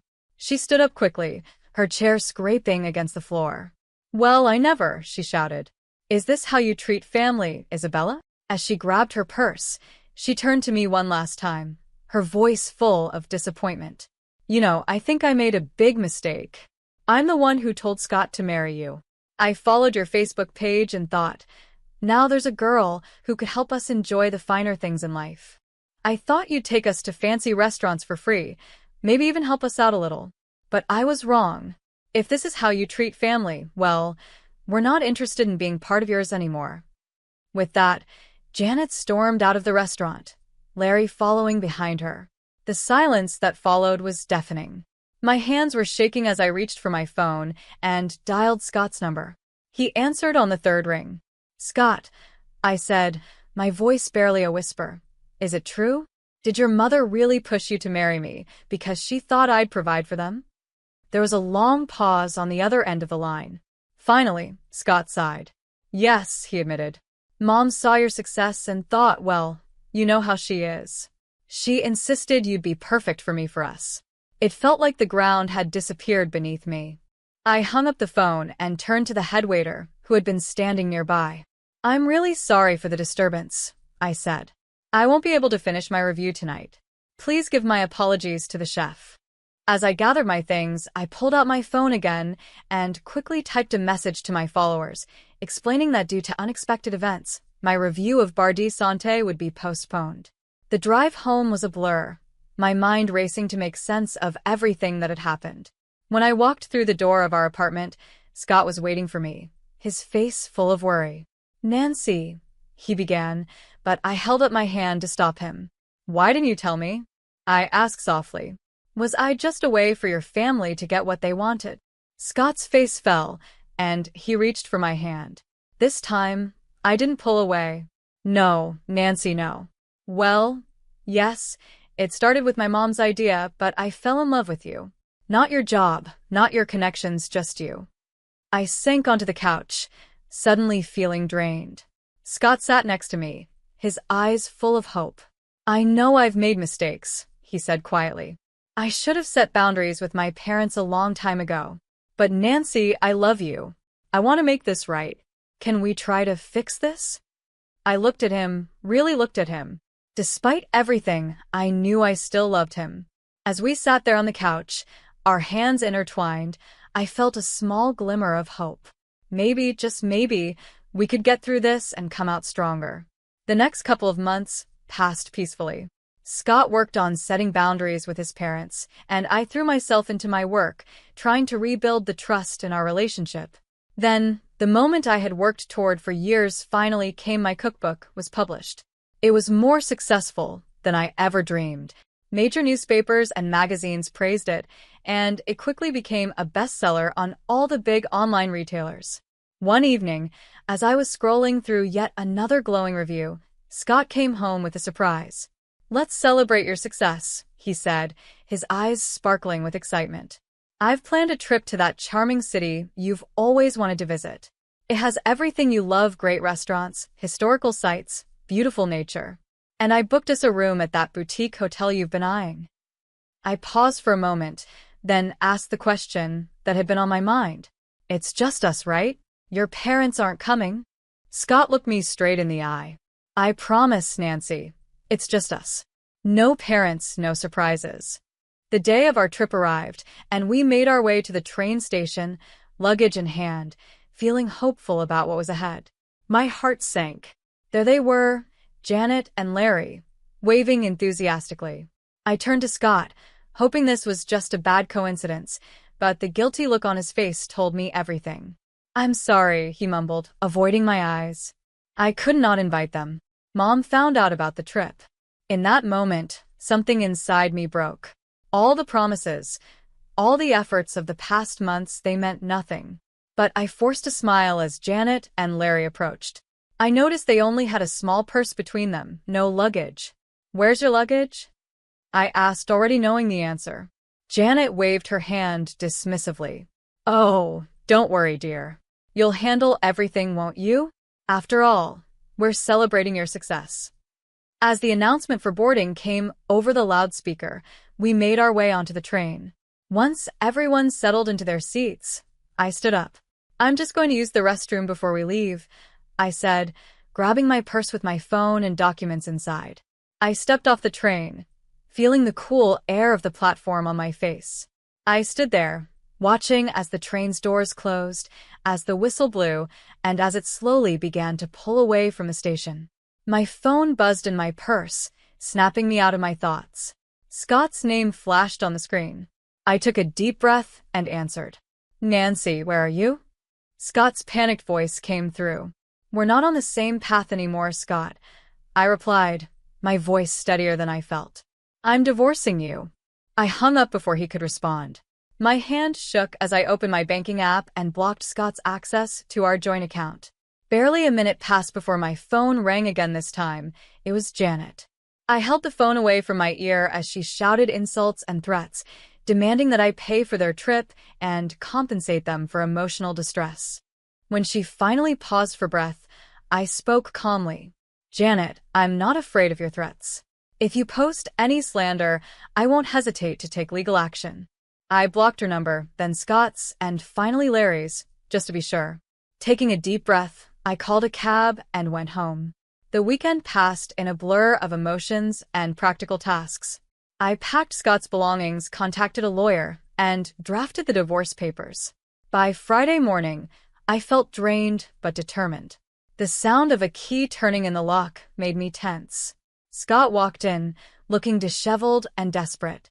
"Nancy, please," he said, walking toward me with open arms. I stepped back, pointing to the suitcases by the door. "Your things are packed. It's time for you to go." His face crumpled. "You don't mean that." "I've learned my lesson," Scott said, his voice desperate. "I had a huge fight with my parents on the trip. I told them I'm not paying for them anymore. I'm not even talking to them now. Please, give me another chance." I shook my head and handed him the divorce papers. "It's too late, Scott. This isn't just about your parents, it's about trust, respect, and the life I want to live. We want different things, and that's okay, but I can't do this anymore." After a long pause, Scott nodded, his shoulders slumping in defeat. He picked up his suitcases and walked out, closing the door behind him with a quiet click. The next few weeks were hard, but they were also freeing. The divorce process went smoothly, thanks to my careful records and Scott's acceptance of the situation. I threw myself into my work, finding comfort in cooking and writing. As things settled down, I found myself alone again, but it wasn't the loneliness I had once feared. I started to enjoy the little things again. Trying new recipes, spending peaceful evenings with a good book, and connecting with my followers without the pressure of anyone's expectations. One evening, I sat on my balcony with a glass of wine, looking out over the city. I couldn't help but smile.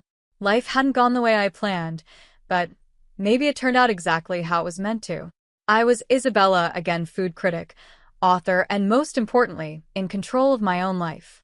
Welcome to our channel, where we focus on relationships and the challenges people face in everyday life.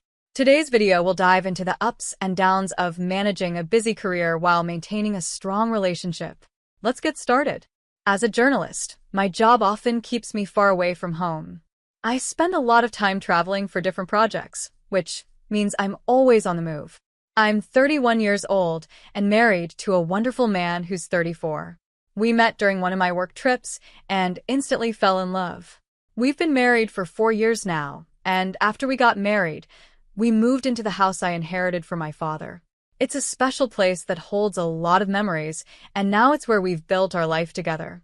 Both my husband and I have demanding jobs, so we share the responsibilities of covering our expenses and bills equally.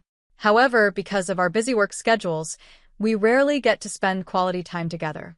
We're often away from home for long hours, and by the time we get back, we're too tired to truly connect.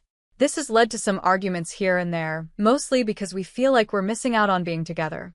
But over time, we've managed to resolve these disagreements, so there haven't been any major issues in our marriage. For a while now, we've been planning a much-needed trip to reconnect and unwind. Unfortunately, our busy schedules kept getting in the way, especially because my work was really hectic. I had to move from one city to another for various assignments, so our road trip plans kept being pushed back. We had this idea in mind to take a road trip to a distant city, stay at a nice hotel, and then return home after 3 days. We promised each other that the moment we found a little free time, we would finally go on this trip. We even saved up some extra money so that we could treat ourselves to a stay at a 5-star luxury hotel and enjoy fancy dinners. Finally, the moment came. I got an opportunity to return to my hometown for work, and I managed to apply for a 4-day holiday. I was thrilled. I packed all the essentials, and my husband and I set off on the road trip we had been eagerly waiting for. The excitement was real as we started our journey. We took turns driving, played our favorite songs, and spent the drive laughing and talking about everything under the sun. It felt like we were finally able to let go of all the stress and enjoy each other's company. It was one of those moments that made me feel like life couldn't get any better. After a long drive, we finally reached our destination and checked into the hotel. Luckily, we had booked our room online in advance, so everything was ready when we arrived. We were both so excited to spend this time together and create new memories, not knowing what surprises life had in store for us. We arrived at our hotel room, feeling exhausted from the long journey, but excited for the time we were finally going to spend together. After freshening up, we got dressed and decided to head down to the hotel's restaurant for dinner. The atmosphere was perfect, and we were both in great spirits. As we sat there, enjoying our meal, we talked about all the lovely memories we had shared over the years. It felt like everything was falling into place, and the evening was blissful. We were both so happy to be there, just the two of us, away from all the stress of daily life. Once dinner was over, we were too tired to do much else, so we headed back to our room and went straight to bed. I remember thinking how perfect the day had been as I drifted off to sleep, grateful for this rare moment of peace. The next morning, when I woke up, something felt off. I reached out to the side of the bed where my husband had been sleeping, but he wasn't there. At first, I thought he might have gone to the bathroom, so I waited for him to come back. But after a while, it felt like he was taking far too long. I started to worry, so I got up and knocked on the bathroom door. There was no response. My heart started to race, and I felt a knot forming in my stomach. I slowly turned the knob and opened the door, but to my shock, the bathroom was empty. My husband wasn't there. Panic started to set in as I quickly got dressed and rushed out of the room to look for him. I tried calling his phone, but the call wouldn't go through. His number was unreachable. My mind began racing with all kinds of terrible thoughts. Where could he have gone? Why wasn't he answering? I was so scared that I started asking random people in the hotel if they had seen him. I even checked with the front desk, hoping he might have gone out for a quick errand, but no one had any information. Growing more anxious by the minute, I ran to check the rental car we had parked outside the hotel. To my horror, the car was gone. My mind was spinning. Did he leave without telling me? What was happening? I thought maybe it was best to wait in the room, thinking he might return soon, but I couldn't calm myself down. The anxiety was eating me up inside, so I decided to leave the hotel and continue looking for him. With very little cash on me and no idea where to go, I somehow managed to find a way to get back home, hoping I would find answers there. When I finally reached home, I noticed that the door was already unlocked. My heart was pounding in my chest as I cautiously stepped inside, not knowing what to expect. As I entered the house, I saw my husband lying on the floor, crying and struggling to breathe. Around him, there were broken photo frames and shattered flower vases scattered all over the floor. The sight was so chaotic and confusing that I didn't know what to think. Seeing me, my husband slowly got up, his face filled with pain. Through his sobs, he said, "She's ruined me. She's left me with nothing." I was completely taken aback. I had no idea who he was talking about, so I asked him, "Who are you talking about?" In a wave of emotion, he finally confessed that he had been seeing another woman, someone he had met at a nearby college. He admitted that he had been in love with her for over a year and had been secretly seeing her behind my back. His words hit me like a ton of bricks. I felt my entire world collapse around me. My head was spinning, and I couldn't bear to listen to any more. I left the house immediately, feeling utterly shattered and betrayed. Since that moment, I've been staying at a friend's place, unable to face my husband after everything that has happened. When I finally collected myself enough to confront him, he had the nerve to blame me for his affair. He said that I was never there for him, that I was too absorbed in my work to notice he needed someone by his side. He claimed I was too focused on my career, saying I had no real value for our relationship. Hearing those words only made the betrayal cut deeper. How could he say that? How could he blame me for his own choices? I had always thought we were a team, but now I feel like I never really knew him at all. I just can't wrap my head around this. How could the man I fought for, the man I stood up to my parents for, be the same person who betrayed me like this? I argued with my family to marry him because I believed in our love, believed he was the one I wanted to spend my life with. Every part of my life revolved around him. I cared about him so deeply and put my whole heart into making our relationship work. While I was giving everything to our marriage, he was off with someone else, someone much younger, being intimate with her while I was completely unaware. What makes it even worse is the thought that our house, our bedroom, was being used behind my back when I wasn't home. Just imagining that freaks me out. How could I have been so blind? Looking back now, I realize there were small signs, tiny hints here and there that something was wrong, but I never gave them enough attention. I ignored the gut feelings and trusted him completely. Now, I feel like such a fool. I can't even look at myself in the mirror because I feel like I was being played this whole time, like I was a clown in this twisted game. And to think, he had the audacity to confess everything to my face. He told me that he fell in love with this other girl, a girl who ended up leaving him for someone else. Now he's sitting here, heartbroken, crying about his loss, as if that's supposed to make me feel sorry for him. How can I even process this? How could he tell me he loved someone else while still being married to me? And now, he's heartbroken because she left him? The whole situation is so absurd that I can't even comprehend it. So, here's the latest update on my situation. My husband came to me recently, begging me to take him back. He's claiming that he made a huge mistake and that he's ashamed of what he did. He keeps saying that everything that happened was just a terrible blunder and he never intended to hurt me. But while he's apologizing, he has the nerve to tell me that I'm partly to blame for all of this. According to him, if I had been more aware or vigilant, I could have figured out his affair much earlier. He even had the audacity to say that it was my carelessness and lack of attention that drove him to cheat. He says he needed more love and attention while I was busy with work, and that's why he turned to someone else. It's unbelievable. Even if I had been absent or preoccupied with my career, does that justify his actions? How can he try to pin the blame on me when he's the one who made the decision to be unfaithful? And if he really loved this other girl, how can he now sit here and say he's heartbroken because she left him? It makes no sense. His apologies, his begging, it all feels so hollow. Now, he's saying we should try to fix our marriage, that we can work on things and make them better. But how can I see a future with someone who has betrayed me like this? How can I rebuild trust after everything he's done?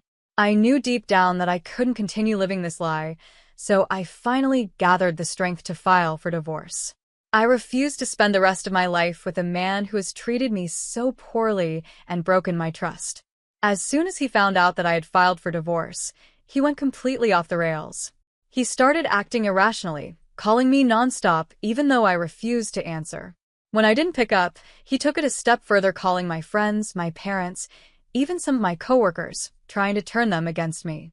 He's been telling everyone that I was never really committed to the marriage, that I was always looking for a way out. He's trying to paint me as the one who is at fault, when in reality, it's him who destroyed everything. I can't believe this is my reality. The man I once trusted with my heart, the man I fought so hard for, has turned into a person I barely recognize. His actions have shown me that he's not the man I thought he was, and I know now that staying in this marriage would only bring me more pain. I deserve better than this, and I'm determined to move forward and rebuild my life without him. When I finally have a small reason to stand up for myself, he accuses me of creating a mountain out of a molehill. As if that wasn't enough, he's also questioning my character now.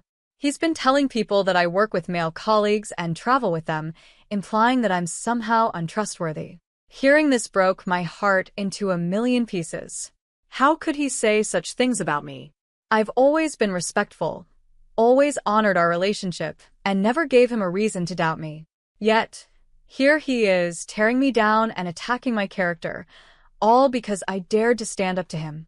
I can't believe this is the same man I fell in love with, the man I fought so hard to marry. He used to be my whole world, someone I thought about constantly, someone I built my life around. But now, it feels like he's become a stranger. How could he stoop so low as to insult me like this? He doesn't even think before speaking these hurtful things. To make matters worse, my parents called me, asking me to reconsider my decision to divorce him. They believe that, in every way, we are perfect for each other, and that I should give him another chance. They're worried about what my life will look like after the divorce. They think I'll be the one to suffer while he moves on and finds another woman, just like he did before. But the truth is, I don't care anymore. He could find himself 3 new women, for all I care, and it wouldn't make a difference to me. There's no room for him in my life anymore. I don't understand why my parents want me to stay stuck in this toxic situation with a man who has proven himself to be immature and unfaithful. I'm a well-established woman. I have a good job, a stable income, and I own my house. Why should I compromise and give him another chance after everything he's done? Did he stop to think about our marriage when he was involved with that younger girl, someone who clearly didn't care about him or our relationship? Of course not. So, why should I be expected to overlook it now? My friend supports me completely and has told me she will stand by me no matter what decision I make. Her support means everything to me, and it helps remind me that I deserve better.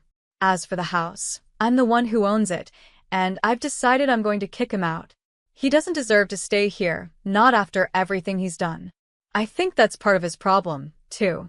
He knows he'll be homeless unless he moves back in with his parents, and that thought probably terrifies him. But that's not my concern. He made his choices, and now he has to deal with the consequences. My husband is nothing but a selfish, ungrateful man. He had a loving wife who built a career, owned a home, and worked hard to keep the marriage alive, yet he still betrayed me. Just because I was busy with work and away for some time, that didn't give him the right to do whatever he wanted behind my back. It doesn't excuse his behavior, and he knows that. Even now, after everything, he still isn't truly ashamed of what he's done. He's still asking for reconciliation, as if things can go back to the way they were. But he never stops blaming me, saying I should have known what was happening. How could I have known? I trusted him completely, and he took advantage of that trust.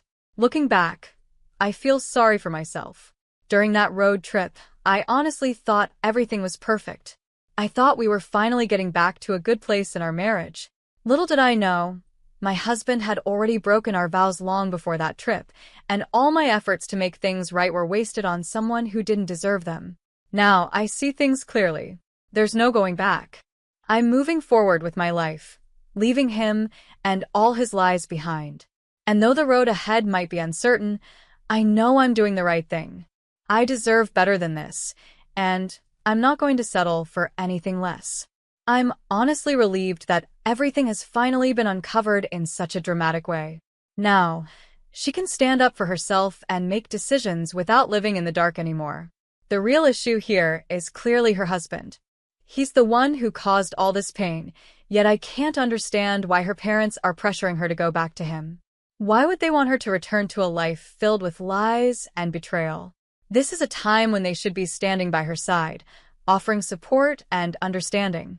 She's going through one of the hardest moments of her life, feeling shattered and broken, and instead of helping her, they choose to back her husband, who clearly doesn't deserve their support. It's heartbreaking to see that her parents are pushing her toward a future that's filled with darkness, all because they believe she should stay married. In reality, this is the moment when she needs them the most. She's in a fragile state, trying to find her strength again, and it's painful that her own family is siding with her husband, the very person who betrayed her. She shouldn't be pressured or made to feel guilty for wanting to leave someone who doesn't value or respect her. She's a strong, independent woman who can take care of herself. She earns her own living, has the means to afford a life without him, and is confident in her decision to move on. I truly believe she'll lead a much better life without that shameless cheater dragging her down. I admire her for her courage in choosing to walk away, despite the pressure from her parents. She knows what's best for her, and she's not willing to compromise her happiness any longer. One person who deserves a lot of appreciation in this situation is her friend.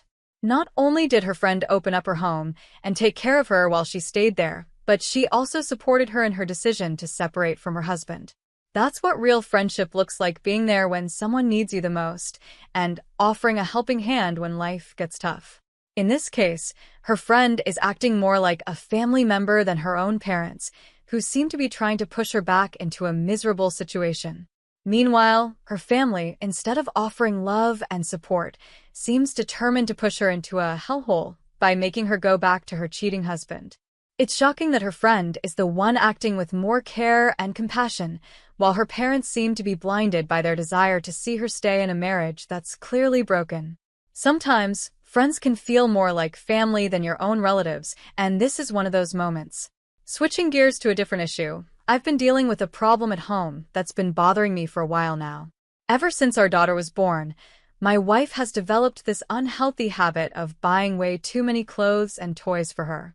Our daughter is only 5 months old, yet my wife is already buying clothes for her that go up to 2-year-old. As a stay-at-home dad, I'm the one doing most of the baby-related work, so I know firsthand that we don't even change our daughter that often during the day. She barely wears half of the clothes my wife buys for her, and I honestly don't see the need to keep hoarding all these outfits that we won't use. Instead of spending money on things our daughter doesn't need right now, I think that money could be used for more important things, like saving for her future preschool fees or even just adding to our savings for emergencies. The problem is, my wife doesn't seem to see it the same way.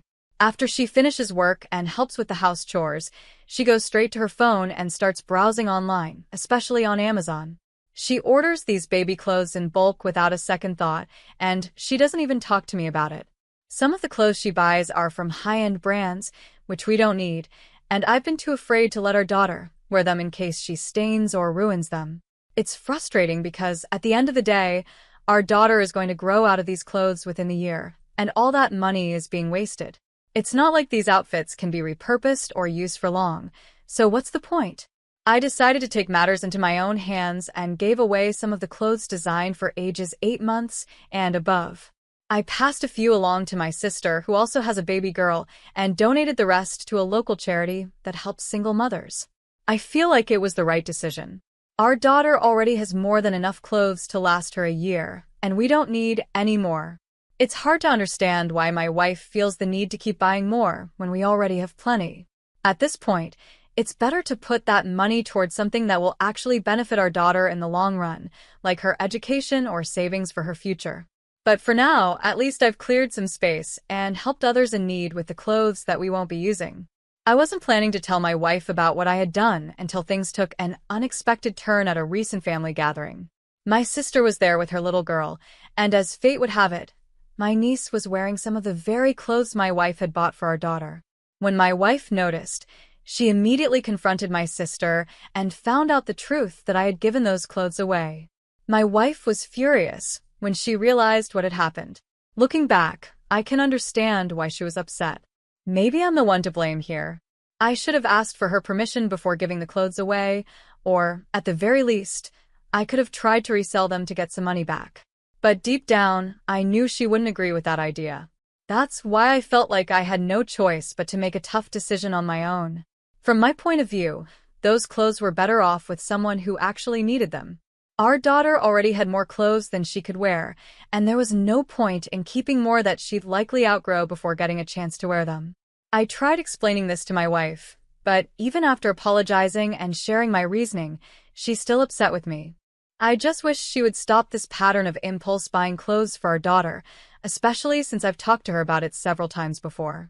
It's not that I don't appreciate her wanting the best for our little one, but the constant buying is unnecessary when we already have so much.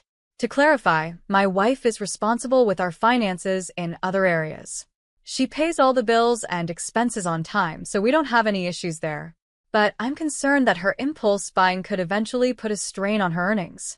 The money she spends on extra baby clothes could instead be going into our joint savings account, helping us build a more secure financial future.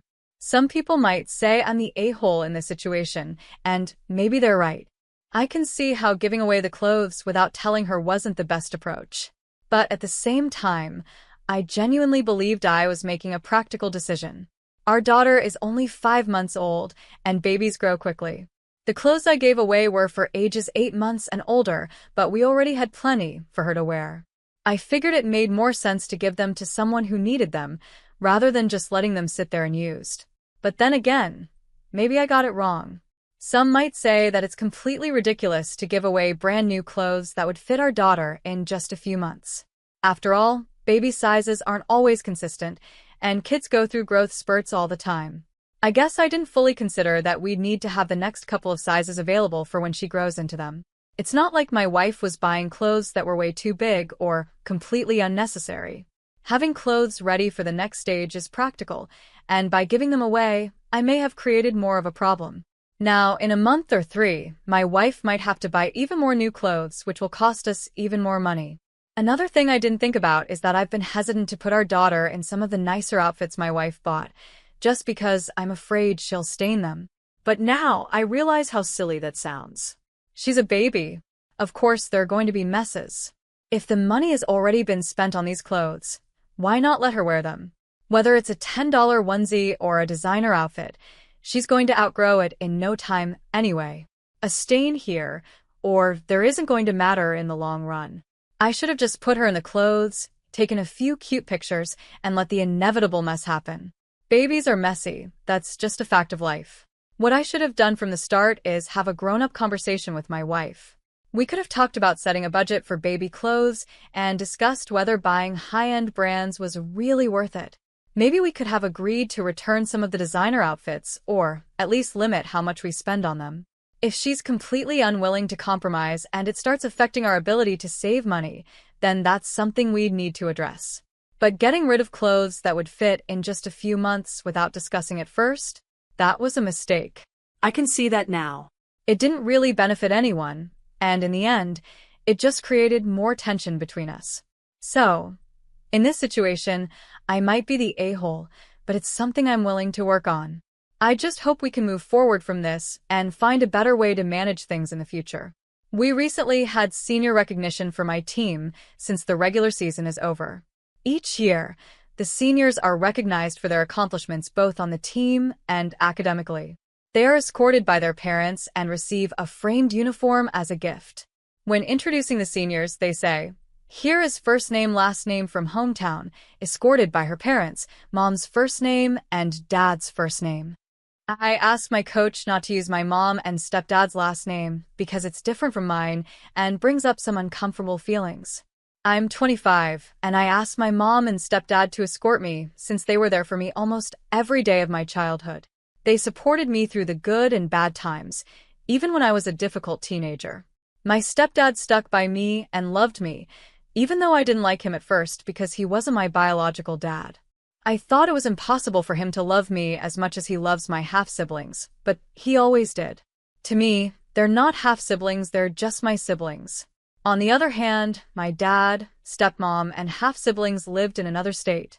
I saw them during some school breaks and holidays, but once I started practicing every day, I saw them less. My dad and stepmom would visit me once a month, but my stepmom always seemed upset that my dad would spend time with just me during those visits. My dad and stepmom came to my last competition of the regular season. I hadn't told my dad it was senior recognition because I didn't know he was going to show up. When they found out, my dad was sad and my stepmom got upset. I told them both that they are part-time parents and that it didn't make sense for them to expect credit for raising me or supporting my athletic career when they lived so far away. Later, my dad called me crying, which is rare for him. He told me how much he loves me and how hard it was for him to be away. My stepmom just lectured me, saying they did their best by visiting once a month. Now, I feel a little guilty for not telling my dad about the recognition and for yelling at him. But my theory about my stepmom not wanting me to have my dad's attention all to myself still feels true. I don't think I'm in the wrong here. I also imagine that my half-siblings might feel the same way about my dad choosing me and my mom over them when we were younger. I was a baby and didn't understand what was happening, but looking back, I can see he didn't treat them fairly. After asking my parents some vague questions, I'm pretty sure it was mostly my mom's influence, about 80%, and 20% my dad's fear of causing problems or conflict. If you want a relationship with your dad, I'd suggest directly asking him why he hasn't been around, and whether it was because of your stepmom. You're still young, so if you want to, you can try to fix things with him. My half-siblings are in their late 30s and early 40s now, and my father has already passed away. Either way, though, you're definitely not in the wrong here, and you never will be. You're not at fault. Being a parent who only shows up during vacations is a choice. If your kids are important to you, you do everything you can to be part of their lives. Your dad chose not to be involved, and from the sound of it, your stepmom encouraged that choice. They can't expect anything from you. That said, if this situation has made your dad realize he's been absent, you could sit down and talk to him, just the three of you, about how you've seen his role in your life and what you'd need from him if he wants a better relationship with you. But that decision is 99% up to you. The air was alive with music and laughter, creating the perfect atmosphere for what was supposed to be the happiest day of my life. My name is Rachel, and as I stood there in my beautiful white gown, I felt like a princess. Everything was magical, or so I thought. That feeling of joy was suddenly shattered in an instant. Rachel, dear, could you come here for a moment? My mother-in-law's voice pierced through the merriment. It was sharp, almost commanding. I smiled at my friends and excused myself, noticing how stiff my mother-in-law stood as I approached. Her smile didn't reach her eyes, and the tension in her posture was clear. "What is it, Mrs. Paul?" I asked, trying my best to keep my voice calm and friendly. "It's about the way you look at me, Rachel," she said, her tone cold and full of accusation. "I know what contempt looks like, and you have it written all over your face. I am your husband's mother, and I deserve respect, not this disdain." Her words took me by surprise. My mind raced, trying to make sense of what she was saying.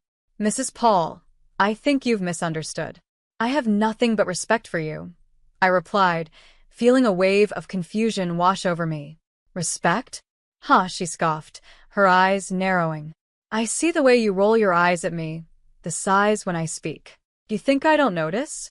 You've even turned my son against me." Her voice was getting louder, and I could feel the eyes of nearby guests starting to turn toward us. I struggled to keep my composure. Before I could respond, Kyle, my husband, appeared by our side, his brow furrowed with concern. "Mom, what's going on here?" he asked, looking between the two of us. "Your wife, Kyle. She has been nothing but disrespectful to me," Mrs. Paul said, her voice trembling with emotion. "She's been looking down on me, and today, of all days, she's been the worst." Tears welled up in her eyes as she clutched Kyle's arm. "Rachel, is this true?" Kyle asked, his face filled with a mix of disbelief and confusion. His gaze searched mine, waiting for an answer. "No, it's not true," I replied, my voice firm but calm. "I've done nothing to disrespect her." "She's lying, Kyle," Mrs. Paul cried, her grip on his arm tightening. "I'm your mother. Would I lie to you?" Tears now streamed down her face, adding to the drama unfolding in front of everyone. For a moment, the world seemed to slow down as Kyle's face changed from concern to anger.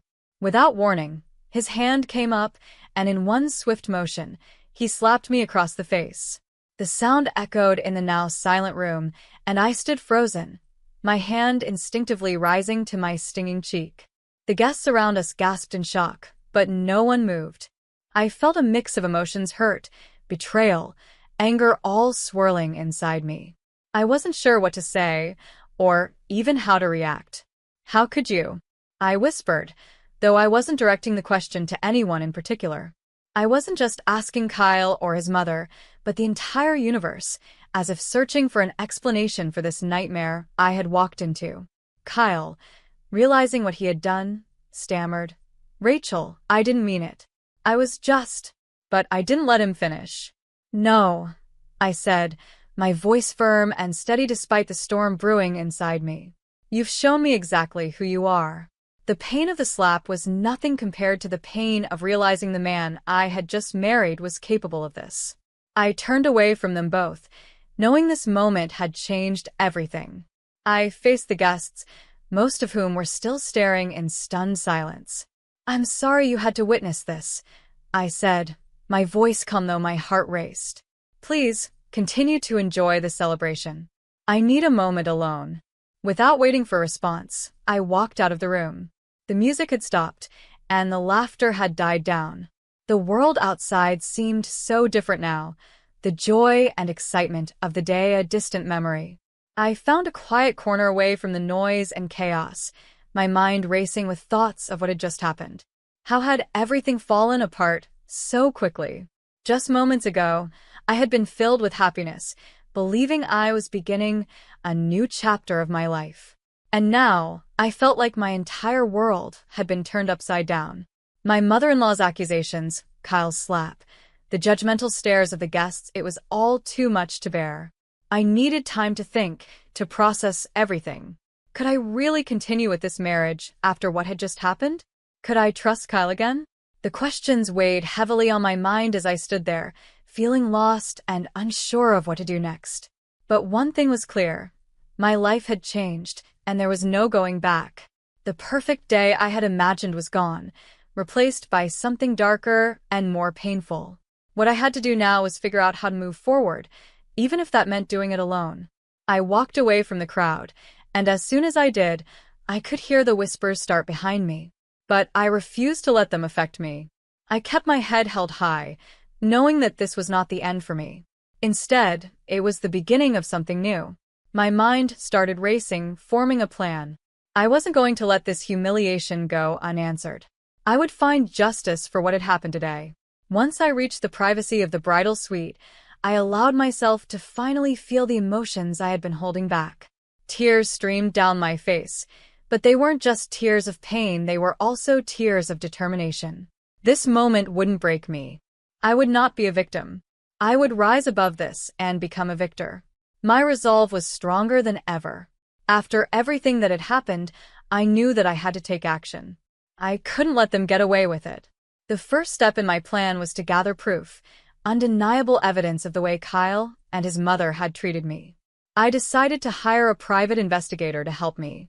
Mr. Sean was known for being discreet and effective, just the person I needed for this delicate situation. "Mr. Sean, I need your help," I said when I called him. "My husband Kyle and his mother haven't exactly been kind to me. I need evidence of their behavior." "What kind of evidence are we looking for?" Mr. Sean asked, his voice calm and professional. "Anything that shows a pattern," I explained. "Emotional, financial, or even legal abuse, anything that can prove what they've been doing." "Understood," he replied. "I'll start with surveillance and background checks. I'll dig into their pasts, finances, everything. You'll get what you need." With Mr. Sean on my side, I felt like I was finally taking control. I began recording every interaction I had with Kyle and his mother. Every phone call, every conversation, I needed all the evidence I could gather. I wasn't going to leave anything to chance.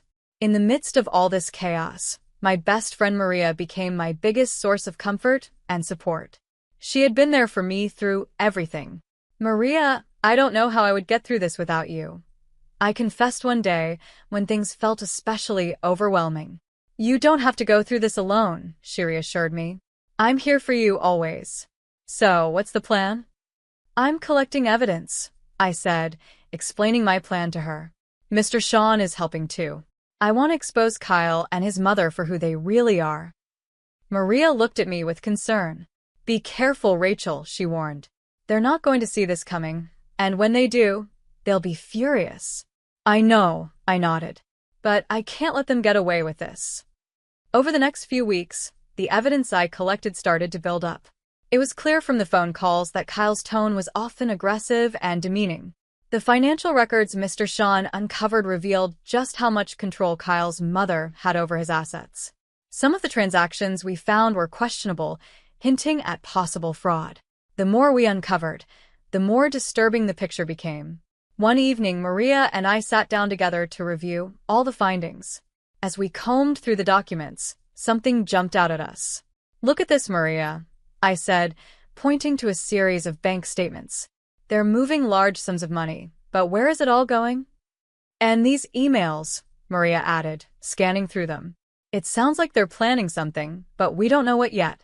"We need to connect the dots," I said, feeling the weight of everything we were uncovering. "This isn't just about emotional abuse anymore. There's a whole web of lies and manipulation going on." Maria's eyes widened as she stared at the evidence in front of us. "Rachel, we're onto something big here," she said, her voice filled with both excitement and fear. The more I delved into the evidence, the clearer it became that Kyle and his mother were involved in more than just toxic behavior. This went beyond their mistreatment of me.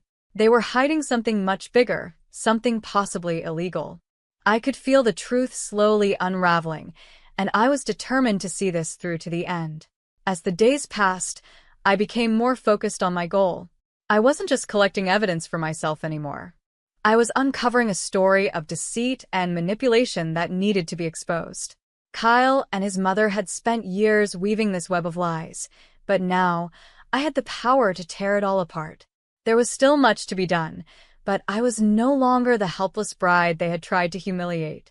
I was stronger than they had ever realized, and soon, the truth would come to light. This wasn't just about getting justice for myself, it was about making sure they faced the consequences of their actions. I wasn't sure how things would end, but one thing was clear. I was ready to fight, and I wasn't going to back down. The whispers of that day were nothing compared to the roar of truth that was about to come crashing down on them. I would no longer be a victim of their games. I would be the one in control. I started to piece it all together. Looking over the documents again, I realized something shocking. "I think they're embezzling funds from Kyle's company," I said to Maria, my voice barely above a whisper. "These documents, they're incriminating." Maria looked at me, her face serious. "Rachel, this is really serious. You need to be careful. They won't take kindly to being exposed." "I know," I said, feeling a mix of fear and determination. "But I can't back down, not now. There's too much at stake." The evidence wasn't just about how cruel they had been to me. It was more than that, it pointed to serious criminal activity. I had everything I needed to make a move, and it was time to come up with a plan to bring them to justice. It was also time to take back control of my life. "Maria," I said, feeling the weight of my decision. "I'm going to expose them publicly." Maria hesitated for a moment, knowing the risk involved. "Rachel, that's risky. You're playing with fire. But if anyone can do it, it's you." With Maria by my side and the evidence in my hands, I felt stronger than I had in a long time. I wasn't just fighting for myself anymore. This was about justice, about making sure Kyle and his mother faced the consequences of what they had done. It was time to show the world who they truly were. The next step was clear. I had to bring everything out into the open. I decided to organize an event, pretending it was for a big announcement. I invited friends, family, and even a few media contacts, people who would help get the story out. The venue was lavish, with an atmosphere full of excitement and curiosity. Everyone was eager to hear the news. As I stood at the front of the room, I took a deep breath. The time had come. "Thank you all for coming," I began, keeping my voice steady and my expression calm. Kyle and his mother, Mrs. Paul, stood beside me, smiling. They had no idea what was about to happen. "Rachel, darling, we're so proud of you," Kyle said, his voice sweet but insincere. "Whatever the announcement is, we support you." His words felt like poison, but I stayed composed. "I've gathered you all here to share some important truths," I said, pausing to gauge the room's reaction. "Truths about my marriage and about the Paul family." Mrs. Paul's smile faltered. "Truths?" she repeated, her voice shaky with a mix of confusion and fear. "Rachel, what are you talking about?" "I'm talking about the abuse, the lies, and the illegal activities that have been going on behind the scenes," I said, my voice growing stronger with each word. The room went silent. The tension was thick, and all eyes were on me. "Rachel, have you lost your mind?" Kyle's face turned red, his anger barely under control. "Quite the opposite, Kyle," I said calmly. "I've never been more sane, and I've never been more sure of what I need to do." I gestured to the screen behind me. "Exhibit A," I announced as a video started playing. It was a recording of one of our many heated, abusive conversations. The crowd gasped as they heard Kyle's voice, full of anger and cruelty. The murmurs grew louder, and I saw Mrs. Paul's face go pale. Her hands started to tremble. "This is just the beginning," I said, holding up a folder filled with documents. "These papers show financial irregularities, embezzlement, fraud. It's all here." "You can't do this, Rachel," Kyle shouted, his voice a mix of pleading and threat. "You're ruining everything." I looked him straight in the eye. "I'm not ruining anything, Kyle. I'm exposing the truth. A truth that everyone deserves to see." The media personnel who had been invited started clicking their cameras, capturing every moment of this dramatic revelation. There was no turning back now. This was it. "Rachel, please." Mrs. Paul's voice was barely a whisper, her confidence shattered. "Let's talk about this privately. There's no need for this public display." I shook my head. "No, Mrs. Paul. No more private discussions. The time for hiding is over." As I continued to show more evidence, the reactions in the room varied. Some guests looked shocked, others shook their heads in disbelief. There were whispers and murmurs among the crowd, but no one could deny what they were seeing. Kyle and Mrs. Paul stood frozen, their masks of respectability slipping away, revealing the truth beneath. "This is my story," I said, addressing the room. "A story of surviving abuse and standing up against injustice. I refuse to be a victim any longer." The event ended in a flurry of activity. Reporters swarmed around me, asking questions, while many guests approached to offer words of support and admiration. I had done it. I had exposed the truth, standing strong and maintaining my composure through it all. It was a moment of triumph, a moment where I finally reclaimed my power and my voice. But this wasn't the end. The courtroom was the next step, the place where everything would come to a final conclusion. As I sat in that stark, imposing room, a mix of nervousness and determination washed over me. My lawyer sat beside me, ready to fight for justice. This was the final act of my journey, and I was ready to see it through to the very end. I couldn't help but notice how uneasy Kyle and Mrs. Paul looked across the courtroom. Their once confident faces were now filled with anxiety as the trial began. "Your Honor, we are here to present the case against Kyle and Mrs. Paul," my lawyer said, his voice steady and strong. "This isn't just about a divorce. It's about years of emotional and financial abuse that Rachel has endured." Kyle leaned toward me from across the room, whispering, "Rachel, you can't win this. You're going too far." I met his gaze, my voice calm but firm. "This isn't about winning, Kyle. It's about justice. It's about showing everyone who you truly are." The trial moved forward, and my lawyer presented the evidence with precision. There were the recordings of Kyle's cruel words, the financial documents revealing their manipulation, and all the proof that painted a clear picture of the painful life I had lived. Each piece of evidence was undeniable.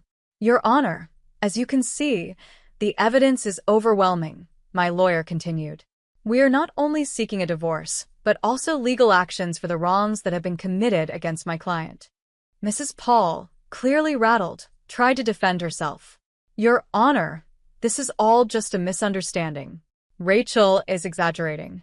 Her voice was weak, even to her own ears. I looked straight at her, my words steady and direct. Exaggerating? The evidence speaks for itself. You can't hide from the truth anymore. The judge listened carefully, reviewing all the evidence and testimonies presented. After what felt like an eternity, she finally made her ruling. In light of the overwhelming evidence, I grant the divorce and order legal actions against both Kyle and Mrs. Paul for their conduct. As the gavel struck, a wave of relief and vindication washed over me. It was over. I had stood up to them, fought for justice, and emerged victorious. The long, painful chapter of my life was finally closed. With the legal battles behind me, I knew it was time to start a new chapter, one focused on healing and rebuilding. I found a small, peaceful home in the countryside, a world away from the chaos and drama of my past. The quiet and beauty of the place were just what I needed. Sitting on the porch of my new home, with a warm cup of tea in my hands, I gazed at the serene view before me. The trees gently swayed in the breeze, birds chirped in the distance, and the sun shone softly. For the first time in what felt like forever, I felt a sense of peace wash over me. This was at a fresh start, a life free from lies, manipulation, and pain. My journey had been difficult, but it had been worth it. I hadn't just survived. I had triumphed. I had found my inner strength, reclaimed my voice, and now I was free. As the sun began to set, casting a warm glow over the horizon, I smiled to myself. I was exactly where I was meant to be. The future was uncertain, but it was mine to shape a future filled with hope, healing, and happiness. This was my story of triumph, the story of a woman who refused to be silenced. I had stood tall against all odds, and now I was living a life of freedom and peace. My journey had reached its conclusion, but I knew it was just the beginning of a brighter, better life. The story of Rachel's journey has come to an end. Do you think her decision to expose and legally confront her husband and his mother was the right choice? Could she have handled it differently? Share your thoughts in the comments below. If you enjoyed the story and want to see more like it, don't forget to like the video and subscribe to our channel. Your support helps us bring more powerful stories to life. I need a break. 4 simple words that shattered my world on an otherwise ordinary Tuesday evening. Alex didn't even look up from his phone when he said it, as if he were commenting on the weather or asking me to pass the salt. I'm Lorelei, and until that moment, I thought I was living the kind of life people envied. 10 years of marriage, a beautiful colonial house in the suburbs, and a husband who still brought me coffee in bed every morning. At least, he used to. A break, I repeated, my wine glass frozen halfway to my lips. What do you mean? A break? Space. Time to think. He finally looked up, but his eyes were distant, like he was already gone. It's not you, it's... Don't. My voice came out sharper than I intended. Don't you dare finish that sentence. He shrugged, and that casual gesture hurt more than any words could. I'll stay at the lake house for a while, clear my head. Within an hour, he'd packed a bag and left. I sat alone in our kitchen, staring at his half-empty coffee mug still warm. The silence felt like a physical presence, pressing against my skin. My sister Michaela showed up the next morning without calling first. "Oh, honey," she cooed, wrapping her arms around me. Her perfume was overwhelming, something new and expensive. I came as soon as I heard. "How did you hear?" I asked, pulling away. "I haven't told anyone yet." "Oh, you know, family gossip." She waved her hand dismissively and started opening my cupboards like she owned the place. Where's your good coffee? The Colombian one Alex always brings? I watched her move through my kitchen with unsettling familiarity. She'd been coming around more often lately, always when Alex was home. Always with some flimsy excuse about needing sisterly advice or borrowing something.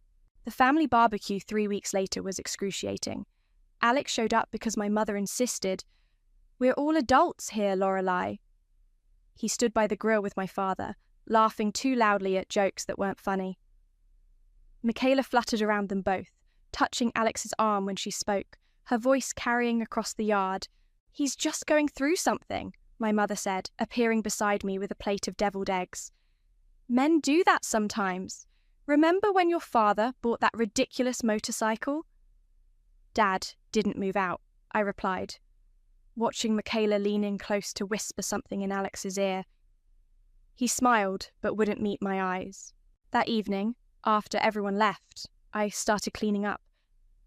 Michaela had insisted on helping, but somehow managed to disappear when the actual work began. I gathered wine glasses from the patio table, counting them automatically. 7 people, 7 glasses. Except there were 8. The extra glass had a perfect coral-coloured lipstick print on its rim, the same shade Michaela always wore. But she'd arrived after we'd started drinking, bringing her own glass of wine from inside. This one had been here before she came. I held the glass up to the fading light, something cold and hard forming in my chest. The lipstick mark seemed to mock me, like a signature on a confession I wasn't meant to find. My phone buzzed, a text from Michaela. "Had to run, but don't worry, I'll come check on you tomorrow. You shouldn't be alone right now." I stared at the message, then back at the wine glass. The pieces were there, refusing to form the picture I didn't want to see. My sister's increasing presence in my house, Alex's sudden need for space, the way they both looked anywhere but at me. "You're being paranoid," I whispered to myself, but my hand shook as I washed the glass, watching the lipstick dissolve under the hot water. The evidence disappeared down the drain, but the questions remained, multiplying in the growing darkness of my empty house. I took a picture of the glass before washing it, just in case, just because. My finger hovered over Melina's number in my contacts. My best friend would know what to do. She always did, but I couldn't press call. Not yet. Not until I was sure. Another text from Michaela lit up my phone. "Love you, sis. Everything happens for a reason." I set the phone face down on the counter and poured myself another glass of wine. The house creaked and settled around me, full of shadows I'd never noticed before. In the morning, I would start asking questions.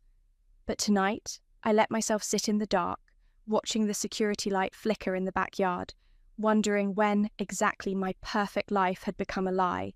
You need to stop playing Nancy Drew and just ask them straight up, Melina said, stirring her coffee with unnecessary force.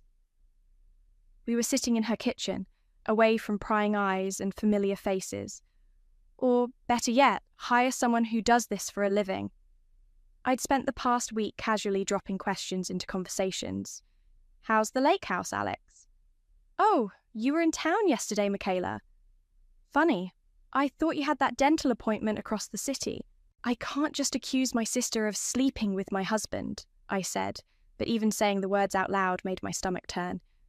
"What if I'm wrong?" Melina's eyes narrowed. "Are you wrong, though? Because that lipstick story is pretty damning." "There could be an explanation." "Yeah, and I could be the Queen of England." She pulled out her phone. "I know someone. His name's Terence, he's discreet, and he owes me a favour." "A private investigator? That seems extreme." "You know what's extreme? Your sister's sudden interest in being your personal grief counsellor." Melina's fingers flew over her phone screen. "Or how about Alex needing a break after 10 years of supposedly happy marriage?" Before I could protest further, my own phone chimed. A text from Michaela. "Using my spare key to drop off some groceries. Hope you don't mind." I showed Melina the message. Since when does she have a spare key? Since. Never, I replied, already grabbing my purse. I never gave her one. Well, there's your answer. Melina stood up. I'm coming with you. We arrived at my house 15 minutes later. Michaela's car was in the driveway, but she wasn't alone. Alex's BMW was parked on the street. Stay in the car, I told Melina, my heart pounding. Just give me a minute. I used my key as quietly as possible, but it didn't matter. They were too distracted to hear me. Their voices drifted from the living room, casual and comfortable, like they belonged there together. She's always been like this, Michaela was saying. So proper, so perfect. The golden child who never puts a foot wrong. I know. Alex's voice, tired and familiar. Everything has to be just so with her. It's exhausting. You poor thing. Michaela's tone dripped with false sympathy. Having to live up to St. Lorelei's standards all these years. I stood in the hallway, my hand pressed against the wall for support. Through the partially open door, I could see their reflections in the window. Michaela perched on the arm of Alex's chair, her hand on his shoulder. My phone buzzed. Melina. You okay in there? The sound made them jump apart. I pushed the door open, forcing a smile. Oh, I didn't expect anyone to be here. Just dropping off some things, Michaela chirped, too bright, too quick. And I ran into Alex outside. He needed to pick up some files. From the living room? I asked innocently. Alex stood up, straightening his tie. They're in my office. I'll grab them and go. Take your time, I said, watching Michaela's face. Mi casa es su casa. Isn't that right, sis? She flushed slightly but recovered quickly. Don't be silly. I just worry about you. All alone in this big house. After they left, separately 10 minutes apart, Melina came inside. She took one look at my face and pulled out her phone again. Terence? Yeah, it's Melina. Remember that favour? I'm calling it in. She paused, listening. No, this needs to be more subtle. We need eyes inside. What are you thinking? I asked. Nanny cams, she replied. Small, motion-activated, completely silent. We can hide them in plain sight, inside books, decorative pieces, that fancy clock on your mantel. That's illegal, isn't it? In your own home, where you still legally reside. Not even close. She squeezed my hand. Besides, if they're not doing anything wrong, what's the problem? 2 days later, Terence installed 3 cameras, living room, kitchen, and foyer. They connected directly to my phone through a secure app. I felt sick doing it, like I was becoming someone I didn't recognize. But then, Michaela showed up again, letting herself in while I was at work. I watched the notification pop up on my phone. Motion detected in living room. My finger hovered over the alert. Did I really want to know? Could I handle seeing whatever was waiting in that footage? Another text from Michaela arrived. Hope you don't mind me borrowing your house for a bit. Just needed somewhere quiet to make some calls. I took a deep breath and opened the app. Sometimes the only way forward is through the fire. And I had a feeling things were about to get very, very hot. The first video was innocent enough. Michaela wandering around my living room, touching things, taking selfies on my couch.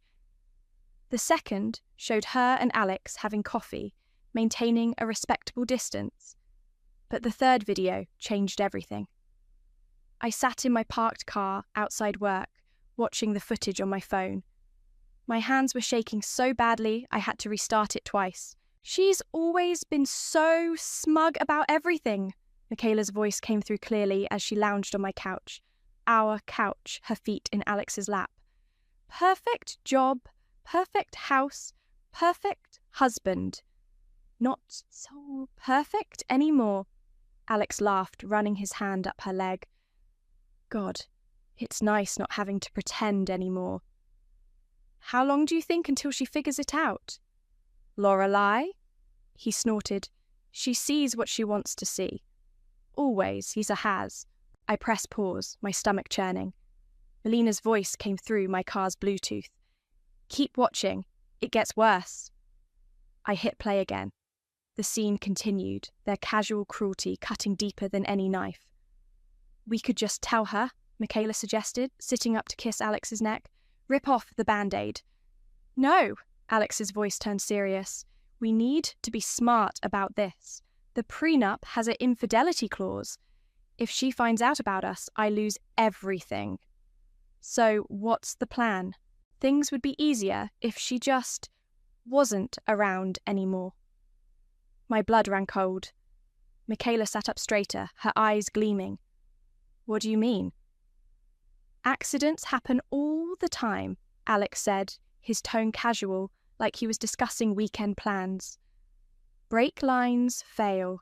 People slip in the shower, take too many sleeping pills.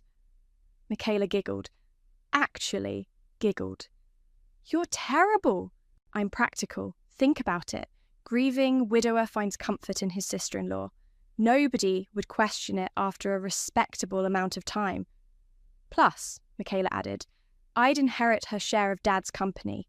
It's perfect. I stopped the video, bile rising in my throat. Melina's voice came through again. Lorelei, you still there?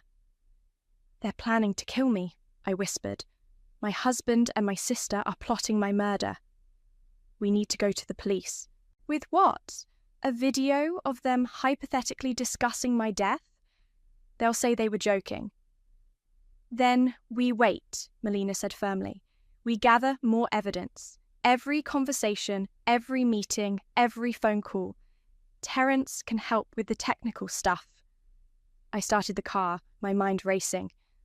I need copies of everything, multiple copies in different locations. Already on it. Come to my place. We need to plan this carefully. At Melina's house, we watched more footage. Hours of it. Alex and Michaela getting bolder, more comfortable in their betrayal. Phone calls to unknown numbers about taking care of the problem. Discussions about which of my belongings they'd keep, which they'd donate for the grieving widower narrative. Look at this. Melina pointed to her laptop screen. Michaela's been researching untraceable poisons, and Alex made 3 calls to someone listed as mechanic last week. My phone buzzed. A text from Michaela. Family dinner tomorrow night? Mum's worried about you. Says you've been distant. Another buzz. Alex. We should talk about making the separation permanent. It's only fair to both of us. They're getting impatient, I said, showing Melina the messages. Good. Let them squirm. She opened a new file on her laptop. Now, about your parents' anniversary party next month. What about it? You said they're renting that fancy venue, the one with the big projection screen for photos. I nodded slowly, beginning to understand. And a professional sound system. Perfect. Melina's smile was sharp. Because I think it's time everyone saw exactly who your sister and husband really are. I stared at the frozen video frame on her laptop. Alex and Michaela caught in their conspiracy, unaware they were writing their own downfall. My hands had stopped shaking. The sick feeling in my stomach had been replaced by something harder, colder. Send me everything, I said, pulling out my own laptop. Every video, every screenshot, every recorded call. I want to put together something special for the party. What are you thinking? I thought about Alex's casual cruelty, Michaela's gleeful betrayal, their shared contempt for my life, the life they planned to end. I'm thinking it's time for a family reunion they'll never forget. I started typing, my fingers steady on the keys, and I want them to see it coming just a little, just enough to make them sweat. I picked up my phone and typed 2 replies. To Michaela, family dinner sounds perfect. I have so much to share. To Alex, you're right. Let's make it permanent. But first, we should celebrate Mom and Dad's anniversary. One last family gathering before everything changes. Are you sure about this? Melina asked. I looked at her, feeling calmer than I had in weeks. They wanted to write my ending. Instead, I'm going to write theirs. The key is to act normal, Terence said, spreading photos across Melina's dining room table. Let them think they're in control. The photos showed Alex meeting with someone in a parking garage, then Michaela at a cafe with the same man the next day. The man's face was obscured in both shots, but his leather jacket was distinctive. Your mechanic friend, I presume? I asked, picking up one of the photos. Good news is he's actually an undercover cop, Terence grinned. Bad news for them, they just tried to hire him to tamper with your car. Melina whistled low. That's attempted murder. It would be, if we had it on record. Terence's face darkened. Unfortunately, they were careful. Spoke in hypotheticals, used code words, nothing concrete enough for an arrest. My phone buzzed. Another text from Michaela. Missing you at yoga class. Remember how we used to go together? We should start again. I showed it to Melina, who rolled her eyes. She's never done yoga in her life. She wants to establish a routine, Terence explained. Create witnesses who'll say you spent time together regularly. It builds her grieving sister narrative. I typed back, that sounds lovely. Maybe next week? You're getting good at this, Melina observed. I learned from the best. I gestured to the photos. They taught me how to lie. The next few weeks were a masterclass in deception. I smiled through family dinners, laughed at Michaela's jokes, nodded sympathetically when Alex talked about finding himself. All while the cameras kept recording, catching every whispered conversation, every secret meeting.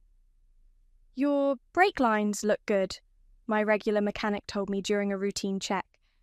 But someone's been tampering with your car. See these scratch marks?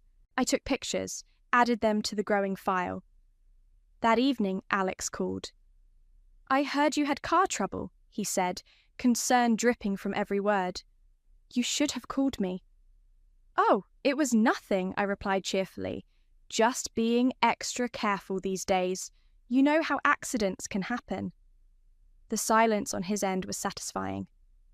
A new video notification popped up on my phone that night. Michaela was alone in my house again, pacing and talking on her phone. It's taking too long, she hissed to someone. We need to speed things up. No, I don't care how much it costs. Just make it look natural, okay? Like we discussed. I forwarded the clip to Terence, who called back immediately. We need to move up the timeline. They're getting desperate.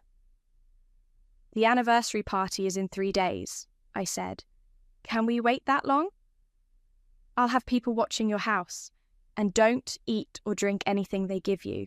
That night, Michaela brought over dinner. Just like old times. I waited until she left, then threw it away. In the garbage, under the takeout containers, I found an empty pill bottle. The label had been scratched off. Got it, Terence said when I sent him a picture. That's evidence we can use. The next day, Alex and Michaela announced their engagement to the family. My mother called, crying. I don't understand, she sobbed. How could they do this to you? Don't worry, Mum, I said, watching my latest video upload complete. Everything will make sense at the party. Melina came over to help me prepare. We checked the video compilation one last time. Every damning conversation, every secret meeting, every calculated plan to end my life, all perfectly edited into a 10-minute presentation. The venue confirmed the technical setup, she said, and I've got backup copies just in case. They'll try to stop it, I said. Let them try. She squeezed my hand. The police will be there too, remember? Just waiting for the right moment. My phone lit up with a selfie from Michaela, her and Alex beaming at the camera. The caption read, "Can't wait to celebrate with the whole family. He seems so much happier now. You'll be okay, sis. Everything happens for a reason." I showed it to Melina, who snorted. She's right about one thing. Everything does happen for a reason. I looked at my reflection in the window. Calm, composed, alive. In 3 days, they would learn exactly what that reason was. You know what's funny? I said, picking up the latest surveillance photo. They thought I was the weak one, the predictable one, the one who would just fade away quietly. Their mistake, Melina replied. No, I smiled, watching the sunset outside. Their tragedy. I sent one last text to Michaela. You're right. Everything does happen for a reason, and I can't wait to share that reason with everyone at the party. Let them sweat, I thought. Let them wonder. In 3 days, they would learn that sometimes the quiet ones are the most dangerous. And I had learned to be very, very quiet. The Grand Plaza Ballroom sparkled with anniversary decorations, 40 years of marriage celebrated in gold and white. I arrived early, watching the technical crew test the sound system and projection screen. Everything's set up exactly as you requested, the lead technician said, handing me a remote. The file is loaded and ready. Just press this button when you want it to play. I slipped the remote into my clutch bag just as Michaela burst in, wearing a dress that was definitely not appropriate for our parents' anniversary. Lorelei, you're here so early. She air-kissed my cheek. I love that dress. Very mature. Thanks, I smiled. I thought about wearing something shorter, but I didn't want to look like I was trying too hard. Her smile flickered for a second. Behind her, Alex walked in, immediately checking his phone like he always did when he was nervous. The happy couple, I said brightly. Have you told Mom and Dad your big news yet? We're waiting for the right moment, Michaela replied, touching Alex's arm possessively.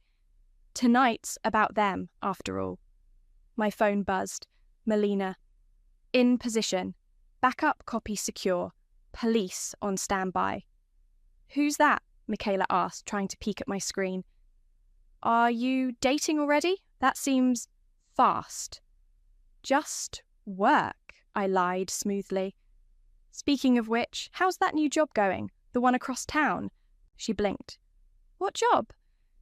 Oh, sorry, I just assumed, since you've been making all those mysterious phone calls lately.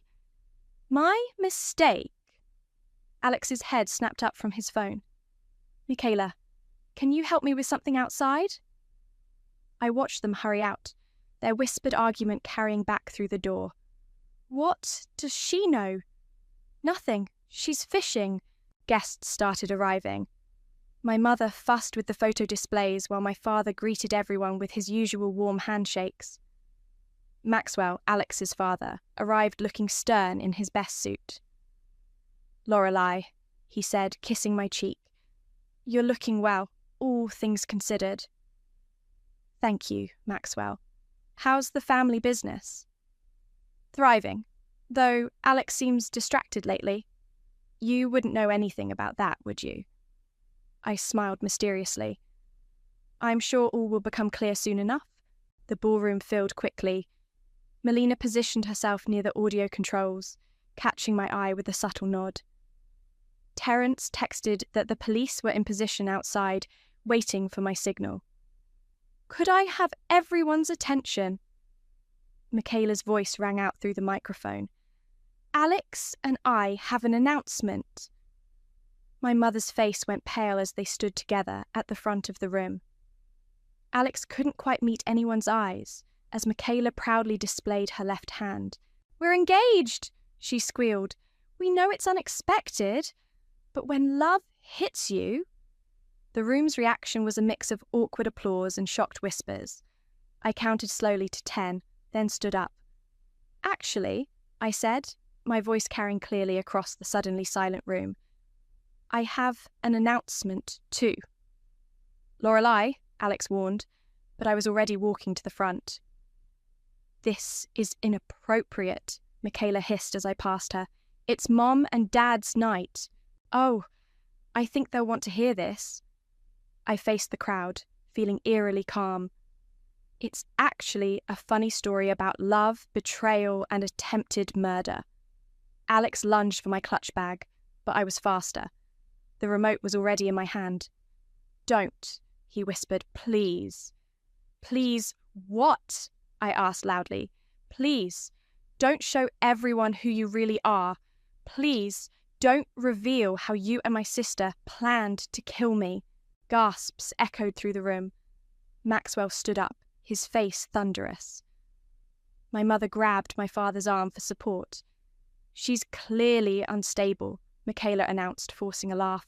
"Alex left her and now she's making up crazy stories."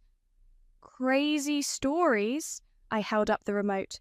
"Like the ones you told about brake lines and sleeping pills, the mysterious mechanic you hired, the poisoned dinner you brought over." Alex's face went white. Michaela's fake laugh died in her throat. "You're bluffing," she said, but her voice shook. "Am I?" I turned to the crowd. Would anyone like to see what a loving sister and devoted husband look like when they think no one's watching? "Lorelei," my mother pleaded, "don't do this."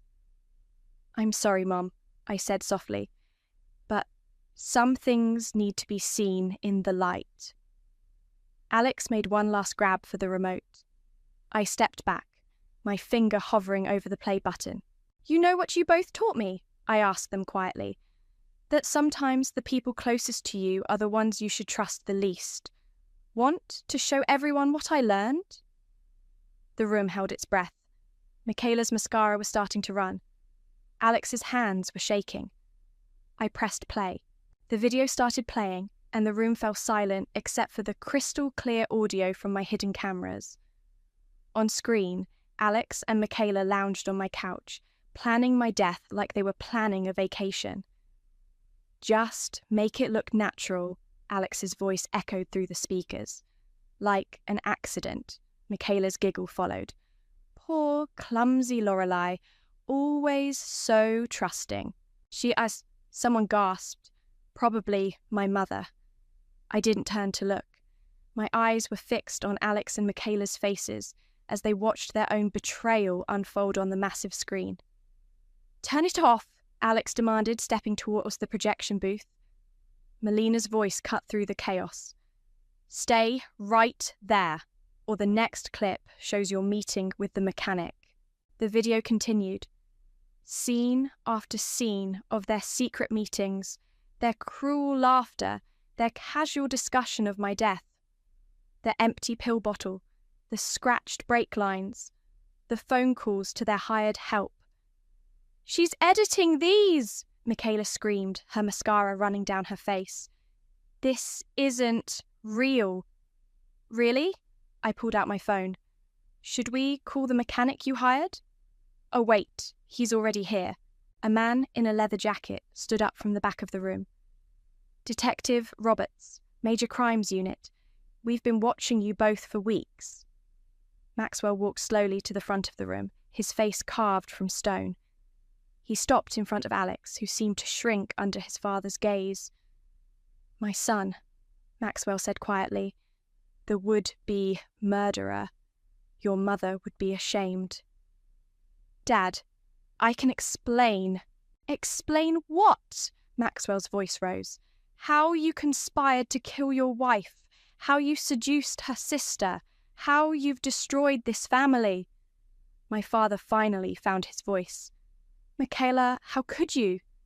"Daddy, please," Michaela sobbed, reaching for him. He stepped back, his face ashen. "She always got everything. The company, the perfect marriage, your love." "Love?" My mother's voice cracked like a whip. "You think this is about love? You plotted to murder your sister." The video reached the final clip. Michaela alone in my house, on the phone with their hired killer. "Just get it done," she hissed in the recording. "I don't care how, just make her disappear." Detective Roberts moved forward, another officer appearing beside him. "Alexander Turner, Michaela Harris, you're under arrest for conspiracy to commit murder." "You can't prove anything," Michaela shrieked as the officer approached with handcuffs. "It's her word against ours." Actually, Terence stepped forward, holding up a file. We have signed statements from your mechanic, phone records, bank transfers, and surveillance footage from multiple locations. Would you like to revise that statement? Alex's shoulders slumped in defeat. I want a lawyer. Of course you do, I said softly. But first, there's one more thing. I nodded to Melina, who pressed another button. The screen filled with images of bank statements, text messages, and emails. See, while you were planning my death, I was following the money. Interesting things happen when you dig deep enough, like discovering that Alex has been embezzling from his father's company, and Michaela's been helping him hide it.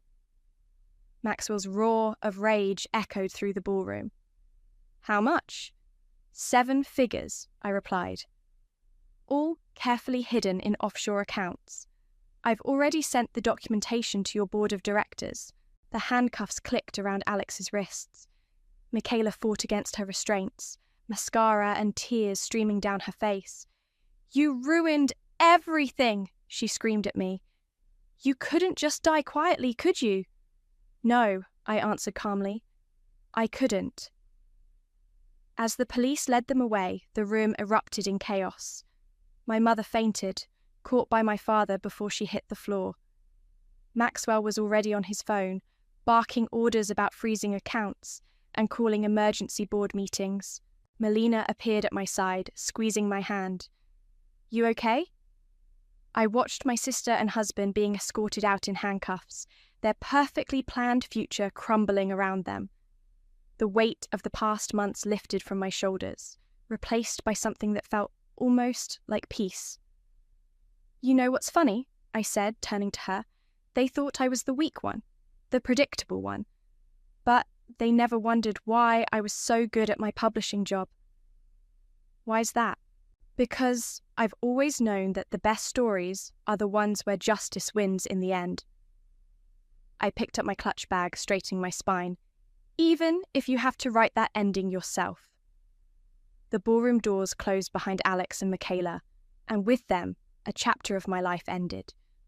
But as I looked around at the shocked faces of my family and friends, I knew this wasn't the end of the story. It was just the beginning of a new one. The police station's fluorescent lights cast harsh shadows as I gave my official statement. Detective Roberts recorded everything while Terence sat beside me, now officially acting as my legal counsel. Start from the beginning, Detective Roberts said. When did you first suspect? The lipstick on the wine glass, I replied. But I think part of me knew something was wrong long before that. 3 hours of detailed testimony later, I emerged into the precinct's waiting room. Melina jumped up from her chair, coffee in hand. They're holding them without bail, she announced. Maxwell's refusing to pay for Alex's lawyer. Good. I took the coffee, my hand still shaking slightly. How are my parents? Your dad's with your mum at home. She's processing. My phone buzzed, a text from my father. We need to talk. Come over when you can. The drive to my childhood home felt surreal. Christmas lights still hung from the porch. Michaela had helped put them up just last month, laughing and singing carols like she wasn't plotting my murder. My mother sat at the kitchen table, looking smaller than I'd ever seen her. Dad stood behind her, his hand on her shoulder. Why didn't you tell us? Mom asked as I sat down. We could have what? I kept my voice gentle. Confronted them? Called the police with no evidence? They would have denied everything. But we're your parents, she whispered. We should have known. Known what? I reached for her hand. That your daughters were capable of this? I didn't want to know either. Dad cleared his throat. The company board is meeting tomorrow. They want you to take Michaela's position. I can't think about that right now. You have to, he insisted. The family business. The family is broken, Dad. I stood up, pacing the familiar kitchen. Your youngest daughter tried to kill your oldest. The business can wait. My phone buzzed again. Maxwell, Need to see you. Office, now. I found him in his corner office, looking out over the city. He turned as I entered, his face aged 10 years in one night. I've spent 40 years building this company, he said without preamble. Did you know Alex was stealing all along? Not until I started digging. I handed him a flash drive. Everything's here. Dates, amounts, account numbers. He took it, his hand trembling slightly. I thought he would inherit all this someday. Now he'll inherit a prison cell. I'm sorry, Maxwell. Don't be. You did what we all should have done. You paid attention. He straightened his tie. The board wants to offer you a position. I know. Dad told me. Take it. His eyes met mine. Show them what real leadership looks like. Back at my house, Melina helped me pack. You can't stay here, she insisted. Too many memories. Too many cameras, I corrected, taking down the hidden devices. I never want to spy on anyone again. My phone rang. An unknown number. Against my better judgment, I answered. Hello, sis. Michaela's voice hollow and strange. One phone call from jail. Thought I'd make it count. What do you want? To know if it was worth it. Destroying the family like this. You tried to kill me, Michaela. You and Alex planned my death in my own home. Because you had everything. Her voice cracked. The perfect life, Dad's approval, the company future. I just wanted to watch me die. The words hung between us. To take everything I had. Silence then. I hate you. I know. That's why you're in jail and I'm not. I ended the call. Melina watched me carefully. You okay? No. I looked around my half-packed house. But I will be. The doorbell rang. Detective Roberts with more questions. Behind him, I could see news vans gathering at the end of my driveway. The story's breaking, he said apologetically. It'll be everywhere by morning. Let it, I replied, surprising myself with how little I cared. Everyone loves a good revenge story. This isn't revenge, Melina corrected. This is justice. I thought about Michaela's last words, about Alex's defeated slump, about my mother's tears and Maxwell's shattered dreams. Justice felt a lot like breaking things that could never be fixed. What now? Melina asked as Detective Roberts left. I looked at my packed bags, at the empty walls where family photos once hung, at the couch where my husband and sister had plotted my death. Now, I said, picking up my keys, we find out what happens after the happy ending isn't so happy. Outside, camera flashes lit up the darkness like lightning. Tomorrow, everyone would know our story. But tonight, in the quiet spaces between justice and grief, I let myself mourn for everything we'd lost, and everything we never had to begin with. The coastal cottage looked nothing like my old house. No grand entrance, no marble countertops, no carefully curated artwork. Just weathered wood, salt air, and endless waves. It's perfect, Melina declared, setting down the last box. Nobody would look for you here. That's the point. I opened the windows, letting in the ocean breeze. My phone buzzed. Another news alert about the trial. Alex had taken a plea deal, turning on Michaela in exchange for a lighter sentence. She, in turn, had gone to trial and lost spectacularly. The evidence was too overwhelming, the jury too disgusted by her tearful performance on the stand. Your mother called again, Melina said, watching me scan the headlines. She's worried about you hiding away out here. I'm not hiding, I'm healing. The doorbell rang.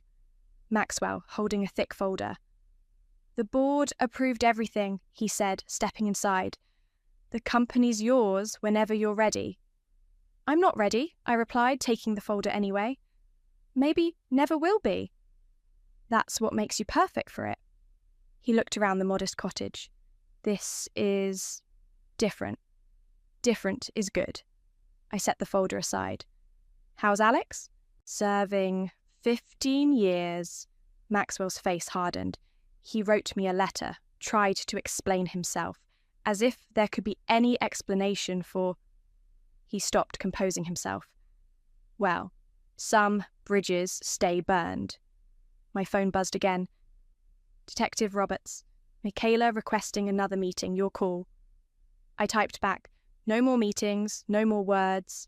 The detective had kept me updated through the trial, through Michaela's increasingly desperate attempts to contact me, through Alex's calculated betrayal of her in court. Their love story had crumbled as quickly as their murder plot. The media's calling it the perfect wife's revenge, Melina said, scrolling through her phone. You're trending again. They love a good scandal. I walked onto the deck, watching waves crash against rocks below. Nobody wants to hear about the quiet parts. What quiet parts? The nightmares, the way I check my brake lines every morning, how I can't drink coffee anymore because I remember them plotting my death over my favourite blend. Maxwell joined me on the deck. I've been thinking about justice, he said quietly, about punishment and consequences. And sometimes the heaviest punishment is living with what you've done. He handed me another envelope. Alex's share of the company. It's yours now. Do with it what you will. I opened it, studied the numbers, then made a decision I'd been considering for weeks. I want to turn it into a foundation for domestic violence survivors, people trapped in situations they can't escape. Maxwell nodded slowly. Use their weapon to help others. Poetic. Not poetry, I corrected. Purpose. The sun was setting when they left, painting the ocean gold and crimson. I sat on my deck, listening to waves instead of security cameras, breathing salt air instead of suspicion. My phone lit up. A text from my father. The house feels empty without her. I know, I replied, but better empty than poisonous. Another buzz. My mother. Coming to Sunday dinner? I looked at the message for a long time. Family dinners, holiday gatherings, shared memories, all tainted now by betrayal. But maybe, like this cottage, we could build something new from the wreckage. Yes, I typed back.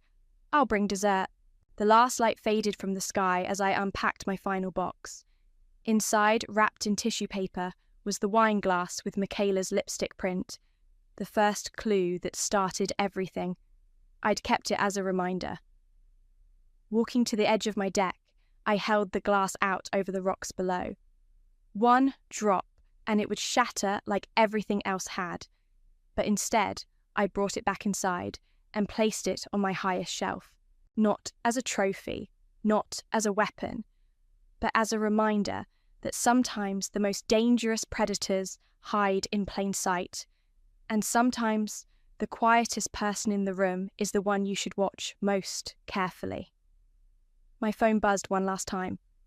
Melina. You sure you're okay out there alone? I looked around my new home, at the ocean stretching endless and free before me, at the life I was building from the ashes of betrayal. I'm not alone, I replied.